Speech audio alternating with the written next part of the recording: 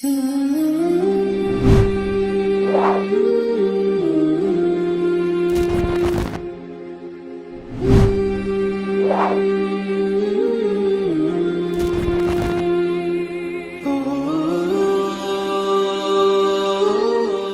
اللہ الرحمن الرحیم۔ مختصر القدوری کا چھٹا باب ہے کتاب الصلاۃ، سبق نمبر 35 میں خوش آمدید۔ آج کے سبق کے اندر ہم نماز کسوف کے بارے میں پڑھیں گے۔ عبارت دیکھ لیں، اذن کسفت الشمس صلی الامام بالناس رکعتین کہیئۃ النافلۃ فی کل رکعۃ رکوع واحد ویطول القراءۃ فیہما ویخفی عند ابی حنیفۃ وقال ابو یوسف ومحمد یجہر ثم یدعو بعدها حتی تنجلی الشمس ویصلی بالناس الامام الذی یصلی بہم الجمعۃ فإن لم یحضر الامام صلاها الناس فرادا ولیس فی خسوف القمر جماعت وانما یصلی کل واحد بنفسہ ولیس فی الکسوف خطبۃ۔ ترجمہ دیکھ لیں، اور جب سورج کو گرن لگ جائے تو امام لوگوں کو 2 رکعتیں نماز پڑھائے گا نفل کی حیت پر، ہر رکعت میں 1 رکوع ہوگا، اور قرأت کو طویل کرے گا ان دونوں میں، اور مخفی قرأت کرے گا امام صاحب رحمۃ اللہ علیہ کے نزدیک، اور صاحبین نے فرمایا کہ جہرن قرأت کرے گا، پھر اس کے بعد دعا کرے گا یہاں تک کہ سورج روشن ہو جائے گا، اور لوگوں کو نماز پڑھائے گا وہ امام جو ان کو جمعہ پڑھاتا ہے، اور اگر وہ امام حاضر نہ ہو تو لوگ اکیلے اکیلے نماز پڑھ لیں، اور چاند گرہن میں جماعت نہیں ہے سوائے اس کے نہیں کہ ہر شخص اکیلا نماز پڑھے گا، اور کسوف میں گرہن میں خطبہ بھی نہیں ہے۔ عبارت اور ترجمہ ہو چکا ہے، اب چلتے ہیں اس کی تشریح کی طرف۔ تو دیکھیں یہاں سے عیدین کا باب مکمل ہو چکے ہیں، اب آگے گرہن سے متعلقہ جو نماز ہے اس کے بارے میں بیان فرما رہے ہیں۔ تو گرہن جیسا کہ آپ کو معلوم ہے کہ 2 کو لگتا ہے، ایک سورج کو گرہن لگتا ہے اور دوسرا چاند کو گرہن لگتا ہے، تو دونوں کے احکام تھوڑے سے مختلف ہیں اور کچھ اعتبار سے مشترک بھی ہیں۔ تو سب سے پہلے حضرت نے حکم بیان کیا سورج کو گرہن لگنے کا، کہ جس وقت سورج کو گرہن لگ جائے تو امام لوگوں کو 2 رکعتیں پڑھائے، اور یہ جو 2 رکعتیں امام لوگوں کو پڑھائے گا یہ نفل کی حیت پر پڑھائے گا۔ جس طریقے سے نفلی نماز ہو، 2 رکعت نماز ہو، تو اس میں انسان جب نفل پڑھتا ہے تو ہر رکعت کے اندر 1 رکوع ہوتا ہے، 2 رکوع نہیں ہوتے ہیں۔ اصل میں اس میں اختلافی مسئلہ ہے، بعض فقہا یہ فرماتے ہیں کہ جو سورج گرہن کی نماز میں ہے اس میں 1 رکعت میں 2 رکوع ہوں گے۔ وہ کس طریقے سے؟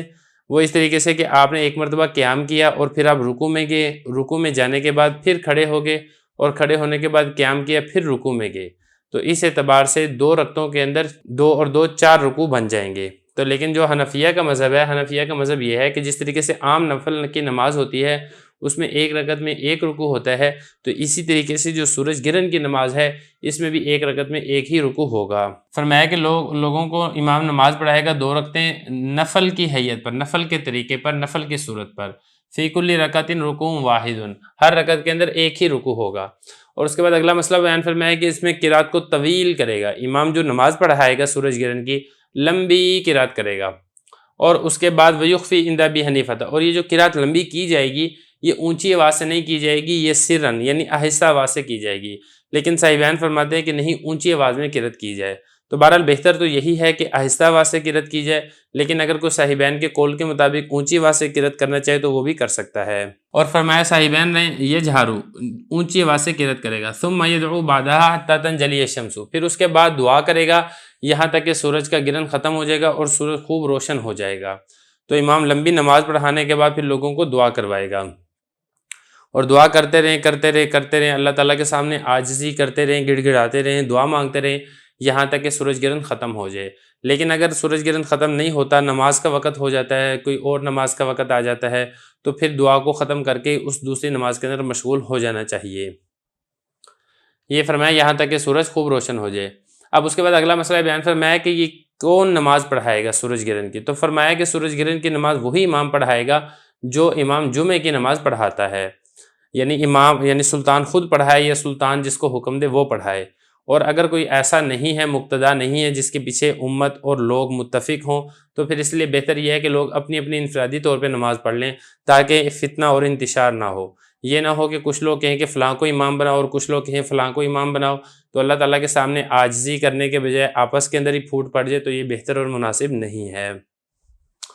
یہ فرمایا کہ لوگوں کو نماز پڑھائے گا وہ امام جو ان کو جمعے کی نماز پڑھاتا ہے۔ فَإِن لَمْ يَحْضُرِ الْإِمَامُ، مگر وہ امام حاضر نہیں ہے، صَلَّاهَا النَّاسُ فُرَادًا، تو لوگ پھر اپنی اپنی انفرادی نماز پڑھ لیں۔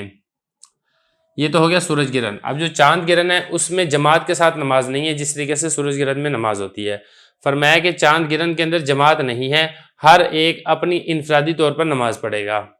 اور دوسری بات یہ ہے کہ سورج گرہن ہو یا چاند گرہن ہو، اس کے اندر خطبہ بھی نہیں ہے جس طریقے سے عید کی نماز کے اندر خطبہ یہ ہوتا ہے۔ تو بہرحال یہاں تک یہ جو گرہن سے متعلقہ نماز تھی وہ مکمل ہو گئی ہے۔ اب اگلے سبق میں انشاءاللہ استسقاء کی نماز کے بارے میں پڑھیں گے۔ بسم اللہ الرحمن الرحیم۔ مختصر القدوری کا چھٹا باب ہے کتاب الصلاۃ، سبق نمبر 36 میں خوش آمدید۔ آج کے سبق کے اندر ہم استسقاء کی نماز کا طریقہ سمجھیں گے۔ عبارت دیکھ لیں۔ قال ابو حنیفۃ لیس فی الاستسقاء صلاۃ مسنونۃ بالجماعۃ فإن صلی الناس وحدانا جاز وإنما الاستسقاء والدعاء والاستغفار وقال ابو یوسف ومحمد رحمهم اللہ تعالی یصلی الامام رکعتین یجہر فیہما بالقراءۃ ثم یخطب ویستقبل القبلۃ بالدعاء ویقلب الامام رداءہ ولا یقلب القوم اردیتہم ولا یحضر اہل الذمۃ للاستسقاء۔ ترجمہ دیکھ لیں۔ امام اعظم ابو حنیفہ رحمۃ اللہ علیہ نے فرمایا استسقاء میں کوئی مسنون نماز نہیں ہے جماعت کے ساتھ، اگر لوگوں نے اکیلے پڑھ لی تو جائز ہے، سوائے اس کے نہیں استسقاء وہ تو دعا ہے اور استغفار ہے۔ صاحبین رحمہ اللہ تعالیٰ نے فرمایا امام لوگوں کو 2 رکعتیں پڑھائے گا، ان دونوں رکعتوں میں قرأت جہرن کرے گا، پھر خطبہ دے گا اور استقبال قبلہ کرے گا دعا کے ساتھ، اور امام اپنی چادر کو پلٹے گا اور لوگ اپنی چادروں کو نہیں پلٹیں گے، اور اہل ذمہ یہ استسقاء کے لیے حاضر نہیں ہوں گے۔ عبارت و ترجمہ ہو چکا ہے، اب چلتے ہیں اس کی تشریح کی طرف۔ دیکھیں استسقاء اس کا مطلب ہوتا ہے پانی کا طلب کرنا۔ جس وقت مسلمانوں کے ملک میں قحط سالی ہو، بارش نہ ہو رہی ہو اور جس کی وجہ سے پریشانی کا سامنا ہو تو اس وقت نماز استسقاء یہ مشروع ہے۔ 6 ہجری کے اندر نماز استسقاء کی مشروعیت ہوئی تھی۔ اس نماز کے اندر ہوتا یہ ہے کہ لوگ اللہ تعالیٰ کے ہاں توبہ استغفار کرتے ہیں اور معمولی لباس میں اپنے بچوں کو لے کے، بوڑھوں کو لے کے اور جانوروں کو لے کے جنگل کی طرف جاتے ہیں، کھلے علاقوں کی طرف جاتے ہیں، اور جن کے حقوق ادا کرنے ہوں ان کے حقوق ادا کرتے ہیں، اور وہاں پر جا کر اللہ تعالیٰ سے دعا مانگتے ہیں، نماز پڑھتے ہیں تاکہ اللہ تعالیٰ بارش کو برسا دے۔ اس نماز کو صلاۃ استسقاء کہا جاتا ہے۔ امام اعظم ابو حنیفہ رحمۃ اللہ علیہ نے فرمایا کہ استسقاء کے لیے کوئی مسنون نماز جماعت کے ساتھ نماز مسنون نہیں ہے۔ اگر لوگ اکیلے بھی نماز پڑھ لیتے ہیں اور دعا مانگ لیتے ہیں کہ اللہ تعالیٰ بارش برسا دے تو یہ درست ہے، جبکہ صاحبین اور دیگر ائمہ فرماتے ہیں کہ نہیں، اس استسقاء کے لیے بھی جماعت کے ساتھ نماز پڑھنا یہ مشروع ہے۔ فرمایا کہ استسقاء میں کوئی مسنون جماعت نہیں ہے، مسنون نماز نہیں ہے جماعت کے ساتھ، اگر لوگوں نے اکیلے نماز پڑھ لی تو بھی جائز ہے۔ استسقاء یہ تو نام ہے دعا کا اور استغفار کا، کہ اللہ تعالیٰ سے دعا مانگی جائے اور اللہ تعالیٰ سے اپنے گناہوں کی معافی طلب کی جائے، تاکہ گناہوں کی وجہ سے اللہ تعالیٰ نے جو بارش برسانے کو روک رکھا ہے اللہ تعالیٰ بارش کو برسا دے۔ لیکن صاحبین رحمہ اللہ تعالیٰ فرماتے ہیں کہ نہیں، نماز استسقاء کے لیے بھی ایک باقاعدہ جماعت ہوتی ہے، امام لوگوں کو 2 رکعتیں پڑھائے گا، یجہر فیہما بالقراءۃ، اور ان 2 رکعتوں کے اندر جو قرأت ہے وہ جہری کی جائے گی، اونچی آواز سے قرأت کی جائے گی۔ پھر اس کے بعد امام خطبہ دے گا، لیکن یہ جو خطبہ ہے یہ خطبہ ممبر کے اوپر نہیں دے گا بلکہ زمین پر کھڑے ہو کر ہی خطبہ دے گا۔ وَيَسْتَقْبِلُ الْقِبْلَةَ بِالدُّعَاءِ، اب خطبے کے بعد دعا کرے گا امام، اور یہ جو دعا کی جائے گی استقبال قبلہ کی طرف کی جائے گی، مطلب یہ کہ قبلہ رخ ہو کر امام اللہ تعالیٰ سے دعا مانگے گا۔ جیسا کہ عام طور پر ہوتا ہے نا کہ جماعت میں نماز کے بعد امام لوگوں کی طرف منہ پھیر کر دعا مانگتا ہے، لیکن اس میں ایسا نہیں ہوگا۔ اس میں امام قبلہ کی طرف رخ کر کے دعا مانگے گا اور اللہ تعالیٰ سے اپنے گناہوں کی معافی مانگیں گے۔ وَيُقَلِّبُ الْإِمَامُ رِدَاءَهُ وَلَا يُقَلِّبُ الْقَوْمُ أَرْدِيَتَهُمْ۔ اگلا مسئلہ، اس میں مسئلہ یہ ہے کہ امام اپنی چادر کو پلٹے گا اور لوگ اپنی چادروں کو نہیں پلٹیں گے۔ یہ ایک طریقہ ہوتا ہے کہ امام نے اگر کوئی چادر پہنی ہوئی ہے تو وہ اپنی چادر کو پلٹ دے گا، اوپر والا حصہ نیچے کر دے گا، نیچے والا حصہ اوپر کر دے گا۔ تو اصل میں یہ ایک اشارہ ہوتا ہے کہ یا اللہ جس طریقے سے ہم نے اپنی چادر کو پلٹ دیا ہے آپ بھی اسی طریقے سے ہماری حالت کو پلٹ دیجئے، اور یہ جو قحط سالی ہے اس کو بارش کے ساتھ تبدیل فرما دیجئے۔ لیکن یہ جو چادر کو پلٹے گا صرف امام اپنی چادر کو پلٹے گا، جو لوگ ہیں یہ اپنی چادروں کو نہیں پلٹیں گے۔ اور دوسری بات یہ ہے کہ یہ جو لوگ جائیں گے نماز پڑھنے کے لیے یہ اہل ذمہ، جو ذمی لوگ ہیں مسلمانوں کے ملک میں جو کافر رہتے ہیں امان لے کر، ایسے لوگوں کو ذمی کہا جاتا ہے۔ یہ ذمی نماز استسقاء کے لیے مسلمانوں کے ساتھ نہیں جائیں گے، کیونکہ یہ کافر ہوتے ہیں اور کافر پر اللہ تعالیٰ کا غضب اور اللہ تعالیٰ کی ناراضگی ہوتی ہے۔ تو جا تو رہے ہیں اللہ تعالیٰ کو منانے کے لیے، تو اس لیے ایسے کسی شخص کو نہیں لے کر جائیں گے جس پر اللہ تعالیٰ کا غضب اور اللہ تعالیٰ کی ناراضگی ہو۔ اب اس میں ایک مسئلہ ہے، وہ یہ ہے کہ چادر کو پلٹنے کا کیا طریقہ ہے۔ میں یہاں پہ مناسب سمجھتا ہوں کہ میں آپ کو ایک مرتبہ چادر پلٹ کر بھی دکھا دوں تاکہ بات کو سمجھنا یہ مزید واضح ہو جائے۔ دیکھیں یہ میرے پاس رومال ہے جس کے 4 کنارے ہیں، تو ہم اس کو تصور کر لیتے ہیں کہ یہ چادر ہے۔ اب عام طور پہ چادر کو اس طریقے سے لیا جاتا ہے، یہاں پہ ایسے کندھے کے اوپر ڈال کے، اور یہ جو دایاں ہاتھ ہے یہاں سے اس طریقے سے چادر کو ایسے کیا جاتا ہے۔ یہ تو بھی چھوٹا ہے تو اس وجہ سے پوری نہیں آ رہی، لیکن چادر باندھنے کا طریقہ یہی ہوتا ہے۔ تو اس میں اگر آپ غور کریں گے نا تو اس کی 4 کنارے ہیں، اس میں ایک کنارہ اس کا یہ والا ہے اور دوسرا کنارہ اس کا یہ والا ہے، یہ اوپر والے کنارے ہیں، اور اسی طریقے سے اس کے 2 کنارے نیچے والے ہیں۔ اب نیچے والے کنارے کون سے ہیں؟ وہ یہ والے ہیں، یہ نیچے والے کنارے ہیں۔ تو اب آپ نے چادر کو پلٹنا اس طریقے سے ہے، آپ نیچے والے کناروں کو پکڑیں اور جو اوپر والے کنارے ہیں ادھر سے چادر کو پھینک دیں، یہ پیچھے آپ نے پھینک دیا، اور نیچے والے کناروں سے جو آپ نے چادر پکڑی تھی اس طریقے سے آپ اس کو اوپر لے لیں۔ تو یہ چادر پلٹنے کا طریقہ ہے جس کو فرمایا گیا ہے کہ امام اپنی چادر کو پلٹے گا اور جو لوگ ہیں وہ اپنی چادروں کو نہیں پلٹیں گے۔ میں ایک مرتبہ دوبارہ دہرا دیتا ہوں تاکہ بات سمجھنی آسان ہو جائے۔ جیسے چادر ہے، اس کے 4 کنارے ہیں، تو یہ جو اوپر والے 2 کنارے ہیں یہ ایسے ہوتی ہے نا چادر، انسان ایسے چادر لیتا ہے تو یہ 2 کنارے ہوتے ہیں اوپر، اسی طریقے سے 2 کنارے ہوتے ہیں نیچے۔ تو آپ نیچے والے کناروں کو پکڑیں چادر کو، اب یہ نیچے والے کناروں سے چادر پکڑ لی ہے، اوپر والے کناروں سے آپ چادر کو ایسے پیچھے پھینک دیں، ایسے پیچھے پھینک دیا، اور نیچے والے کناروں سے جو آپ نے چادر پکڑی تھی وہ آپ اس طریقے سے اوپر لے لیں۔ تو یہ فرمایا کہ امام اپنی چادر کو پلٹے گا۔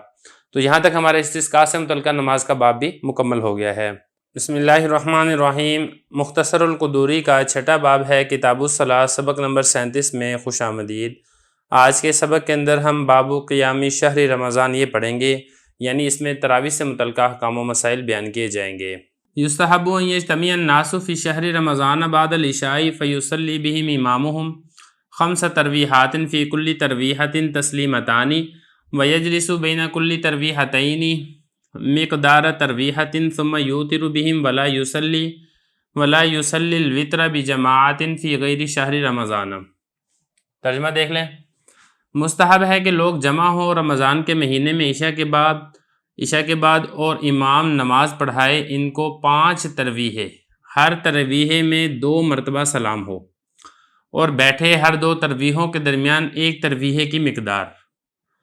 اور پھر وطر پڑھائے ان کو، اور وطر جماعت کے ساتھ نہیں پڑھائے گا رمضان کے مہینے کے علاوہ میں، یا اس طریقے سے بھی پڑھا جا سکتا ہے نہیں وطر کو پڑھایا جائے گا، کہ وطر کو آپ فائل بنا دیں، یہ بھی درست ہے۔ عبارت اور ترجمہ ہو چکا ہے، اب چلتے ہیں اس کی تشریح کی طرف۔ دیکھیں یہاں سے رمضان کے مہینے میں جو قیام کیا جاتا ہے اس کے متعلق مسائل بیان کیے جا رہے ہیں۔ تو ویسے تو یہ نفلی نماز ہی ہوتی ہے، لیکن اس نماز میں اور دیگر نفلی نمازوں میں تھوڑا سا فرق ہے۔ وہ فرق ایک تو یہ ہے کہ جو دیگر نفلی نمازیں ہیں ان کے لیے وقت مقرر نہیں ہوتا ہے، اور یہ جو نماز ہے اس کے لیے وقت مقرر ہے کہ یہ عشاء کی نماز کے بعد پڑھی جاتی ہے۔ اور دوسرے اس کے اندر فرق یہ ہے کہ جو نفل نمازیں جماعت کے ساتھ نہیں ہوتی ہے، لیکن یہ جو نماز ہے یہ جماعت کے ساتھ ادا کی جاتی ہے۔ تو اس سے مراد ہے تراویح کی نماز۔ نبی کریم صلی اللہ علیہ وسلم نے 3 دن تک تراویح پڑھی تھی، اور بعد میں صحابہ کرام رضی اللہ عنہم نے اس کو جماعت سے پڑھنا شروع کر دیا، تو اسی لیے جماعت سے پڑھنا یہ سنت عمل ہے۔ تو تراویح یہ خود بھی سنت عمل ہے، سنت موقدہ عمل ہے، پھر اس کو جماعت کے ساتھ پڑھنا یہ مسنون ہے، اور اس میں 1 مرتبہ قرآن مجید کو ختم کرنا یہ بھی الگ سے سنت ہے۔ تو یہ ساری سنتوں کو کوشش کر کے جمع کرنا چاہیے، لیکن اگر کوئی جماعت کے ساتھ نہیں پڑھتا ہے، انفرادی پڑھ لیتا ہے تو تب بھی درست ہے۔ تو یہ فرمایا کہ مستحب یہ ہے کہ لوگ جمع ہو رمضان کے مہینے میں عشاء کی نماز کے بعد، اور امام ان کو نماز پڑھائے 5 ترویحیں۔ ایک جو ترویحہ ہے وہ 4 رکعت کا ہوتا ہے، 4 رکعت کا ایک ترویحہ ہے، اور 5 ترویحیں پڑھانے ہیں، تو ٹوٹل اس نے 20 رکعتیں پڑھانی ہیں اس طریقے سے۔ اور یہ جو ایک ترویحہ پڑھائے گا، اس ایک ترویحہ کو 2 سلاموں کے ساتھ پڑھائے گا۔ 2 سلاموں کا مطلب یہ ہے کہ 2 رکعت کے اوپر 1 مرتبہ دونوں طرف سلام پھیر دے گا، اور اس کے بعد دوبارہ 2 رکعتیں پڑھی جائیں گی، پھر وہ 2 رکعتیں مکمل ہوں گی تو دونوں طرف سلام پھیر دے گا۔ تو 2 سلاموں کا مطلب ہے 2 مرتبہ 2 سلام پھیرنا۔ تو یہ فرمایا کہ امام 5 ترویحیں پڑھائے گا، ہر ترویح کو 2 مرتبہ سلام کے ساتھ، مطلب آسان الفاظ میں اگر ہم بات کریں تو 20 رکعت جو تراویح ہے اس کو 10 سلاموں کے ساتھ ادا کیا جائے گا، ہر 2 رکعت کے بعد سلام پھیرا جائے گا۔ اس کے بعد آگے فرمایا وَيَجْلِسُ بَيْنَ كُلِّ تَرْوِيحَتَيْنِ مِقْدَارَ تَرْوِيحَةٍ، ہر 2 ترویحوں کے درمیان ایک ترویحے کی مقدار بیٹھے گا۔ اب یہاں پہ دیکھیں 4 رکعت پر ہوگا ایک ترویحہ، اس کے بعد 4 رکعت پر ہوگا دوسرا ترویحہ، پھر 4 رکعت پر ہوگا تیسرا ترویحہ، اسی طریقے سے پھر 4 رکعت پر ہوگا چوتھا ترویحہ، پھر 4 رکعت پر ہوگا 5واں ترویحہ۔ تو یہ ترویحیں ہیں۔ تو یہ جو 2 ترویحیں ہیں نا، اس کے درمیان یہاں پر اس نے بیٹھنا ہے۔ کتنی مقدار میں بیٹھے گا؟ ایک ترویحے کے برابر۔ بالفرض اس نے 4 رکعت نماز پڑھائی ہے، اس پہ لگے 10 منٹ، پھر جو اگلی 4 رکعت نماز پڑھائی ہے اس پر لگے 10 منٹ، ٹوٹل 20 منٹ ہو گئے نا۔ تو ان 20 منٹوں کے درمیان، یعنی جو 10 منٹ میں اس نے پہلے 4 رکعت نماز پڑھائی ہے، ایک ترویحے پر 10 منٹ لگے نا، تو 2 ترویحوں کے درمیان، یعنی ایک ترویحہ پڑھانے کے بعد 10 منٹوں میں پھر 10 منٹ یہ بیٹھے، پھر دوسرا ترویحہ پڑھائے، پھر 10 منٹ بیٹھے، پھر تیسرا ترویحہ پڑھائے، پھر 10 منٹ بیٹھے، پھر چوتھا ترویحہ پڑھائے، پھر 10 منٹ بیٹھے اور پھر 5واں ترویحہ پڑھا دے۔ تو یہ اس طریقے سے کیا جائے گا۔ لیکن یہ کوئی لازم اور ضروری نہیں ہے۔ جو مقتدی ہیں ان کا خیال اور لحاظ کر کے اگر مقتدی اطمینان اور سکون سے بیٹھتے ہیں، مسجد کو وقت دینے کے لیے تیار ہیں، پھر تو اچھی بات ہے، آپ اتنا وقت لگائیں۔ لیکن اگر مقتدی جلدی میں ہوتے ہیں، جیسے کہ عام طور پر ہوتا ہے، تو یہ کوئی لازم اور ضروری نہیں ہے کہ آپ اتنا زیادہ انتظار کروائیں، آپ مختصر سا بھی اس میں بیٹھ سکتے ہیں۔ فرمایا کہ امام بیٹھے گا 2 ترویحوں کے درمیان ایک ترویحہ کی مقدار، پھر ان کو وطر پڑھائے گا۔ اچھا، اس میں ایک اور فرق ہے، جیسا کہ آگے آ بھی رہا ہے کہ جو وطر ہے جماعت کے ساتھ پڑھنا، یہ رمضان کے مہینے کے ساتھ خاص ہے۔ رمضان کے مہینے کے علاوہ وطر جماعت کے ساتھ یہ مشروع نہیں ہے۔ فرمایا کہ ولا یصلی الوتر بجماعت، اور یہ جو امام ہے، یا پھر ولا یصلی الوتر، اس کو ایسے بھی پڑھ سکتے ہیں، جو وطر کو جماعت کے ساتھ نہیں پڑھا جائے گا، فی غیر شہر رمضان، صرف رمضان کے مہینے میں ہی جماعت کے ساتھ پڑھا جائے گا، اس کے علاوہ کسی اور مہینے میں اس کو جماعت کے ساتھ نہیں پڑھا جائے گا۔ تو یہاں تک یہ ہمارا قیام شہر رمضان یہ مکمل ہو چکا ہے۔ اب اس کے بعد ہم انشاءاللہ صلاۃ الخوف کو شروع کریں گے۔ بسم اللہ الرحمن الرحیم۔ مختصر القدوری کا 6واں باب ہے، کتاب الصلاۃ، سبق نمبر 38 میں خوش آمدید۔ آج کے سبق کے اندر ہم خوف کی نماز کے متعلق پڑھیں گے۔ عبارت دیکھ لیں، ترجمہ کرتے ہیں اور آخر میں تشریح کرتے ہیں۔ اذا اشتد الخوف جعل الامام الناس طائفتین، طائفة الى وجه العدو وطائفة خلفه، فيصلي بهذه الطائفة ركعة وسجدتين، فإذا رفع رأسه من السجدة الثانية مضت هذه الطائفة إلى وجه العدو، وجاءت تلك الطائفة فيصلي بهم الإمام ركعة وسجدتين وتشهد وسلم ولم يسلموا وذهبوا إلى وجه العدو، وجاءت الطائفة الأولى فصلوا وحدانا ركعة وسجدتين بغير قراءة وتشهدوا وسلموا ومضوا إلى وجه العدو، وجاءت الطائفة الأخرى وصلوا ركعة وسجدتين بقراءة وتشهد وسلموا، فإن كان مقيما صلى بالطائفة الأولى ركعتين وبالثانية ركعتين، ويصلي بالطائفة الأولى ركعتين من المغرب وبالثانية ركعة، ولا يقاتلون في حال الصلاة، فإن فعلوا ذلك بطلت صلاتهم، وإن اشتد الخوف صلوا ركبانا وحدانا يومئون بالركوع والسجود إلى أي جهة شاءوا إذا لم يقدروا على التوجه إلى القبلة۔ عبارت ہوگی ہے، اس کا ترجمہ دیکھ لیں پھر تشریح کرتے ہیں۔ اور جب خوف شدید ہو جائے تو امام کرے گا لوگوں کو 2 جماعتوں میں، ایک جماعت دشمن کی طرف اور دوسری جماعت اپنے پیچھے، اور نماز پڑھائے گا اس جماعت کو 1 رکعت اور 2 سجدے، اور جب اپنے سر کو اٹھائے گا دوسرے سجدہ سے تو یہ والی جماعت چلی جائے گی دشمن کے سامنے اور آ جائے گی دوسری جماعت۔ امام اس جماعت کو 1 رکعت اور 2 سجدے پڑھائے گا اور تشہد پڑھے گا اور سلام پھیر دے گا، لیکن یہ والی جماعت سلام نہیں پھیرے گی اور چلے جائے گی دشمن کی طرف، اور آئے گی پہلی جماعت اور وہ نماز پڑھیں گے اکیلے 1 رکعت اور 2 سجدے بغیر قرات کے، اور تشہد پڑھیں گے اور سلام پھیر دیں گے، اور وہ چلے جائیں گے دشمن کی طرف، اور آ جائے گی وہ دوسری جماعت اور وہ پڑھیں گے 1 رکعت اور 2 سجدے قرات کے ساتھ اور تشہد کے ساتھ اور سلام پھیر دیں گے۔ اگر تو امام مقیم ہے تو نماز پڑھائے گا پہلی جماعت کو 2 رکعتیں اور دوسری جماعت کو 2 رکعتیں، اور نماز پڑھائے گا پہلی جماعت کو 2 رکعتیں مغرب میں سے اور دوسری جماعت کو 1 رکعت، اور قتال نہیں کریں گے نماز کی حالت میں۔ اگر انہوں نے ایسا کر لیا تو ان کی نماز باطل ہو جائے گی، اور اگر خوف شدید ہو جائے تو وہ نماز پڑھیں گے سوار ہو کر اکیلے اکیلے، اشارہ کریں گے رکوع اور سجدے کا جس طرف وہ چاہیں گے، اگر وہ قادر نہ ہو قبلہ کی طرف توجہ کرنے پر۔ عبارت اور ترجمہ ہو چکا ہے، اب چلتے ہیں اس کی تشریح کی طرف۔ دیکھیں یہاں سے خوف کی نماز کا طریقہ بیان کیا جا رہا ہے۔ خوف کی نماز پڑھنے کے مختلف طریقے ہیں۔ حنفیہ کے نزدیک جو طریقہ مشروع ہے وہ ہم آج کے سبق کے اندر سمجھیں گے۔ وہ طریقہ یہ ہے، سب سے پہلے تو آپ بات یہ سمجھیں کہ اگر کوئی امام ایسا ہے کہ جس کے پیچھے سارے ہی لوگ اسی کے پیچھے نماز پڑھنا چاہتے ہیں تو پھر وہ اس طریقے کو اختیار کریں۔ جیسے کہ نبی کریم صلی اللہ علیہ وسلم امام تھے، اب حضور صلی اللہ علیہ وسلم جیسا امام ہو تو ساروں کی تو خواہش اور کوشش یہی ہوگی کہ آپ صلی اللہ علیہ وسلم کی اقتداء میں نماز پڑھیں۔ اور اگر ایسا نہیں ہے، جیسا کہ عام طور پر آج کل کے دور میں جنگی حالات ہیں، تو کوئی ایسا امام نہیں ہے کہ جس کے پیچھے سب کی ہی نماز پڑھنے کا اصرار ہو، تو بہتر یہی ہے کہ 2 جماعتیں کروا لیں۔ ایک جماعت دشمن کا مقابلہ کرے اور دوسری جماعت وہ جماعت سے نماز پڑھ لے، جب یہ پڑھ لے گی تو یہ دشمن کے سامنے چلی جائے اور وہ آ کے اپنی جماعت کروا لیں۔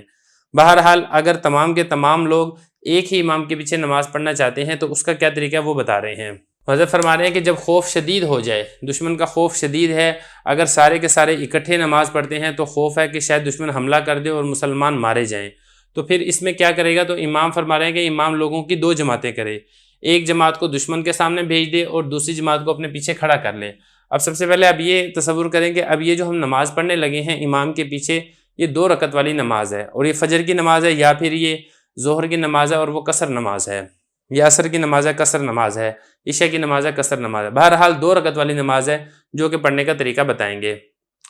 فرما رہے ہیں کہ ایک جماعت کو اپنے پیچھے کھڑا کر دے، فیصلی بہادی طائفہ، اب یہ جو ایک جماعت امام کے پیچھے کھڑی ہے، امام ان کو نماز پڑھائے گا، اور نماز کیا پڑھائے گا؟ رکعتن و سجدتین، 1 رکعت پڑھائے گا 2 سجدے، مطلب 1 رکعت میں 2 سجدے ہوتے ہیں، 1 رکعت میں 1 رکوع اور 2 سجدے یہ پڑھائے گا۔ اب جب یہ اپنے دوسرے سجدے سے اپنے سر کو اٹھائے گا نا، دوسری رکعت کے لیے کھڑا ہو رہا ہوگا، تو یہ جو جماعت اس نے امام کے پیچھے 1 رکعت پڑھ لی ہے، اب یہ یہاں سے ہی دشمن کے سامنے چلی جائے، سلام نہیں پھیرے گی، نماز کی حالت میں ہی دشمن کے سامنے پہرے پر کھڑی ہو جائے گی کہ دشمن حملہ نہ کر دے۔ فرما رہے ہیں کہ جب امام نے اپنے سر کو اٹھا لیا دوسرے سجدے سے، پہلی رکعت کے دوسرے سجدے سے، مزد ہادہ الطائفۃ الی وجہ العدو، تو یہ والی جو جماعت ہے جس نے امام کے پیچھے 1 رکعت پڑھی ہے، یہ دشمن کے سامنے چلی جائے گی، یہ چلی جائے گی، اور وہ جو پہلے دشمن کے سامنے تھی وہ آ جائے گی۔ اب امام نے 1 رکعت اور 2 سجدے کرنے ہیں، مطلب دوسری رکعت پڑھنی ہے۔ اب یہ جو دوسری جماعت آئی ہے یہ امام کی اقتداء کے اندر یہ 1 رکعت پڑھے گی، یہ دوسری جماعت کی 1 رکعت ہے اور امام کی 2 رکعتیں یہاں پر مکمل ہو گئی ہیں، تو چونکہ امام کی 2 رکعتیں مکمل ہو گئی ہیں لہذا امام تشہد پڑھ کے سلام پھیر دے گا۔ فرما رہے ہیں کہ امام اس دوسری جماعت کو بھی 1 رکعت اور 2 سجدے پڑھائے گا، مطلب 1 رکعت پڑھائے گا، اور امام تشہد پڑھے گا اور سلام پھیر دے گا، لیکن یہ جو جماعت ہے یہ سلام نہیں پھیرے گی، یہ اس لیے سلام نہیں پھیرے گی کیونکہ اس کی تو 1 ہی رکعت ہوئی ہے، یہ سلام نہیں پھیریں گے اور یہ دشمن کی طرف چلی جائیں گی۔ اب یہاں پر یہ دیکھیں کہ دونوں جماعتیں جو ہیں دونوں کی 1 رکعت ہو چکی ہے۔ اب یہ جو دوسری جماعت تھی یعنی جو پہلے دشمن کے سامنے تھی، پھر انہوں نے آ کر امام کے ساتھ دوسری رکعت میں شریک ہوئی ہے، اب یہ دشمن کے سامنے چلی جائے گی اور وہ جس نے امام کے ساتھ پہلی رکعت پڑھی تھی وہ واپس آ جائے گی۔ دیکھیں ذرا، وجاہد الطائفۃ الاولیٰ، جو پہلی جماعت تھی جس نے پہلی رکعت پڑھی تھی وہ واپس آ جائیں گے۔ فصلوا وحدانا رکعۃ وسجدتین بغیر قراءۃ، اب یہ جو جماعت آئی ہے یہ 1 رکعت پڑھے گی، 2 سجدوں کے ساتھ 1 رکعت پڑھے گی بغیر قراءت کے۔ وجہ یہ ہے کہ یہ لاحق ہیں، اور لاحق کے لیے حکم یہی ہوتا ہے کہ لاحق اپنی بقیہ نماز کو بغیر قراءت کے مکمل کرتا ہے، لہذا یہ بغیر قراءت کے اپنی یہ نماز مکمل کریں گے اور تشہد پڑھیں گے اور سلام پھیر دیں گے۔ اب سلام پھیر دیں گے، اس سے جماعت کی 2 رکعتیں پوری ہو چکی ہیں۔ وَمَضَوْا إِلَىٰ وَجْهِ الْعَدُوِّ، اب یہ جو جماعت ہے یہ دشمن کی طرف چلی جائے گی۔ وَجَاءَتِ الطَّائِفَةُ الْأُخْرَىٰ، اب دوسری جماعت واپس آ جائے گی، یعنی یہ وہ والی جماعت ہے جو امام کے ساتھ دوسری رکعت میں شریک ہوئی تھی، اب یہ واپس آ جائے گی، چاہے واپس آ جائے چاہے وہیں پر ہی کھڑے ہو کے نماز پڑھ لے، دونوں طرح اختیار ہے۔ یہ جماعت واپس آ جائے گی، وَصَلُّوا رَكْعَةً وَسَجْدَتَيْنِ بِقِرَاءَةٍ، اب یہ جو جماعت ہے یہ 1 رکعت پڑھے گی قرات کے ساتھ، یہ ایسا نہیں ہے کہ قرات نہیں کرے گی، یہ قرات کرے گی اور یہ تشہد پڑھیں گے اور یہ سلام پھیر دیں گے۔ یہ تو تھا مسئلہ کہ 2 رکعت والی نماز کا، اور اگر بالفرض ایسا ہے کہ امام مقیم ہے جس کی ابتدا میں 4 رکعت والی نماز پڑھنی ہے، تو پھر آپ ایسا کریں کہ 2 رکعتیں کر لیں، یعنی جو پہلی جماعت ہے امام اس کو 2 رکعتیں پڑھائے، اور 2 رکعتیں پڑھانے کے بعد جب 2 رکعتیں مکمل ہو کے تیسری رکعت کے لیے امام کھڑا ہوگا تو یہ والی جماعت چلی جائے دشمن کے سامنے، دوسری جماعت آ جائے اور وہ امام کے پیچھے 2 رکعتیں پڑھے، اور پھر 2 رکعتیں پڑھنے کے بعد وہ چلی جائے دشمن کے سامنے، امام تو سلام پھیر دے گا، پھر پہلی جماعت آ کر بغیر قرأت کے وہ 2 رکعتیں پڑھ کر سلام پھیر دے گی، پھر دوسری جماعت آئے گی اور وہ قرأت کے ساتھ پڑھ کے 2 رکعتیں مکمل کر کے سلام پھیر دے گی۔ یہ طریقہ ہے 4 رکعت والی نماز کا۔ اگر امام مقیم ہے تو نماز پڑھائے گا پہلی جماعت کو 2 رکعتیں اور دوسری جماعت کو 2 رکعتیں، 2 اور 2 4 رکعتیں مکمل ہو جائیں گی۔ اور ویصلی، اب اگلا مسئلہ یہ ہے کہ امام نماز پڑھا رہا ہے مغرب کی، اب کیا ہوگا؟ اگر امام مغرب کی نماز پڑھا رہا ہے تو جو پہلی جماعت ہے وہ امام کے پیچھے 2 رکعتیں پڑھے گی، وہ 2 رکعتیں پڑھنے کے بعد جب تیسری رکعت کے لیے کھڑا ہونے لگیں گے تو پہلی جماعت چلی جائے گی اور دوسری جماعت آ کر امام کی اقتداء میں 1 رکعت پڑھے گی۔ ویصلی بالطائفۃ الاولی رکعتین من المغرب، اور پہلی جماعت کو 2 رکعتیں پڑھائے گا امام مغرب کی اور دوسری جماعت کو 1 رکعت پڑھائے گا۔ اگلا مسئلہ دیکھیں، امام کی اقتداء میں 1 رکعت پڑھی ہے، 2 رکعتیں پڑھی ہیں، اب دشمن کے سامنے چلی گئی ہیں، اب دشمن کے سامنے جا کے صرف پہرا دینا ہے کہ دشمن حملہ نہ کر دے، دشمن کے ساتھ قتال نہیں کر سکتے، لیکن اگر کوئی ایسی صورت پیش آ جاتی ہے کہ قتال کرنا پڑ جاتا ہے تو جیسے ہی قتال کریں گے نماز ٹوٹ جائے گی، اب نماز کو دوبارہ دہرانا پڑے گا۔ فرما رہے ہیں کہ نماز کی حالت میں قتال نہیں کر سکتے، کیونکہ جو 1 رکعت پڑھ کے دشمن کے سامنے پہرے کے لیے گیا نا تو حقیقت کے اندر یہ نماز ہی کی حالت ہے، اس میں قتال نہیں کر سکتے، اگر قتال کیا تو نماز باطل ہو جائے گی۔ اگلا مسئلہ یہ ہے کہ خوف زیادہ شدید ہو گیا ہے، اتنا شدید خوف ہو گیا کہ گھوڑوں سے اترنے کا بھی ٹائم نہیں ہے، یہ سواری ہے اس سے اتر نہیں سکتے، تو پھر حضرت فرما رہے ہیں کہ پھر سواری کے اوپر ہی نماز پڑھ لیں اور پھر اکیلے نماز پڑھ لیں، جماعت کے ساتھ نماز نہ پڑھیں، اور رکوع سجدہ کرنے کی بھی ضرورت نہیں ہے، صرف اشارے کے ساتھ ہی رکوع سجدہ یہ کر لیں۔ وَإِنِ اشْتَدَّ الْخَوْفُ، اور اگر خوف اتنا زیادہ ہو گیا ہے کہ سواری سے بھی نہیں اتر سکتے تو پھر نماز پڑھ لیں گے رکباناً سواری کے اوپر، وحداناً اکیلے جماعت کے ساتھ نہیں، یومئون آما ایما، اس کا مطلب ہوتا ہے اشارہ کرنا، اشارہ کریں گے رکوع اور سجدے کا، الی جہت انشاء، جس طرف رخ کرنا چاہیں یہ کر سکتے ہیں، اگر تو قبلہ رخ پہ قادر ہیں تو پھر قبلہ کی طرف سواری کا رخ کر دیں، اگر قبلہ کی طرف نہیں کر سکتے، دشمن کا خوف ہے، دوسری طرف دشمن ہے، تو پھر اسی طرف رخ کر کے نماز پڑھ دیں، پھر قبلہ کی طرف استقبال قبلہ کرنا یہ بھی لازم اور ضروری نہیں رہے گا۔ فرما رہے اذا لم يقدروا على التوجه الى القبلة، اگر وہ قبلہ کی طرف متوجہ ہونے پر قادر نہیں ہے تو الی ای جہت انشاء، جس طرف بھی وہ چاہیں گے وہ اس طرف رخ کر کے نماز پڑھ لیں گے۔ بسم اللہ الرحمن الرحیم۔ مختصر القدوری کا 6واں باب ہے، کتاب الصلاۃ، سبق نمبر 39 میں خوش آمدید۔ آج کے سبق کے اندر ہم جنازے سے متعلقہ احکامات کو پڑھیں گے۔ اذا احتضر الرجل وجہ الى القبلة على شقه الایمن ولقن الشهادتين واذا مات شدوا لحيته وغمزوا عينيه فاذا ارادوا غسله وضعوه على سرير وجعلوا على عورته خرقة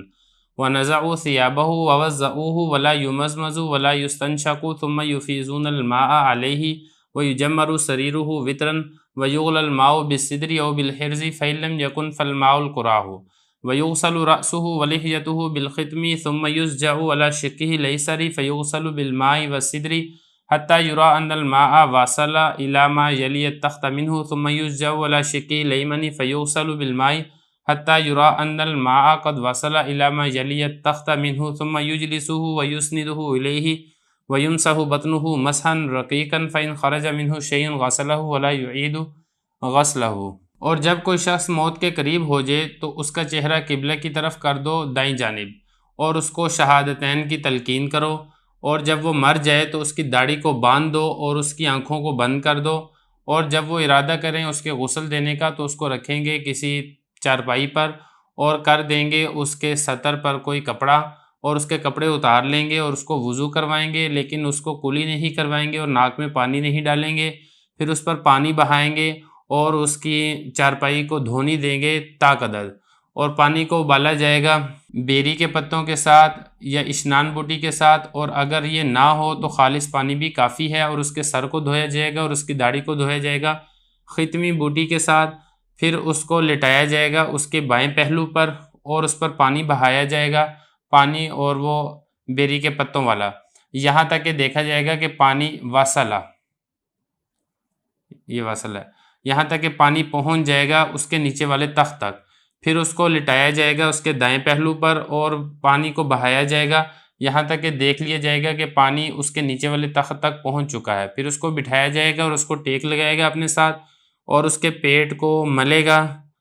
ہلکا سا ملنا، اگر اس میں سے کوئی چیز نکل جائے تو اس کو دھو دے گا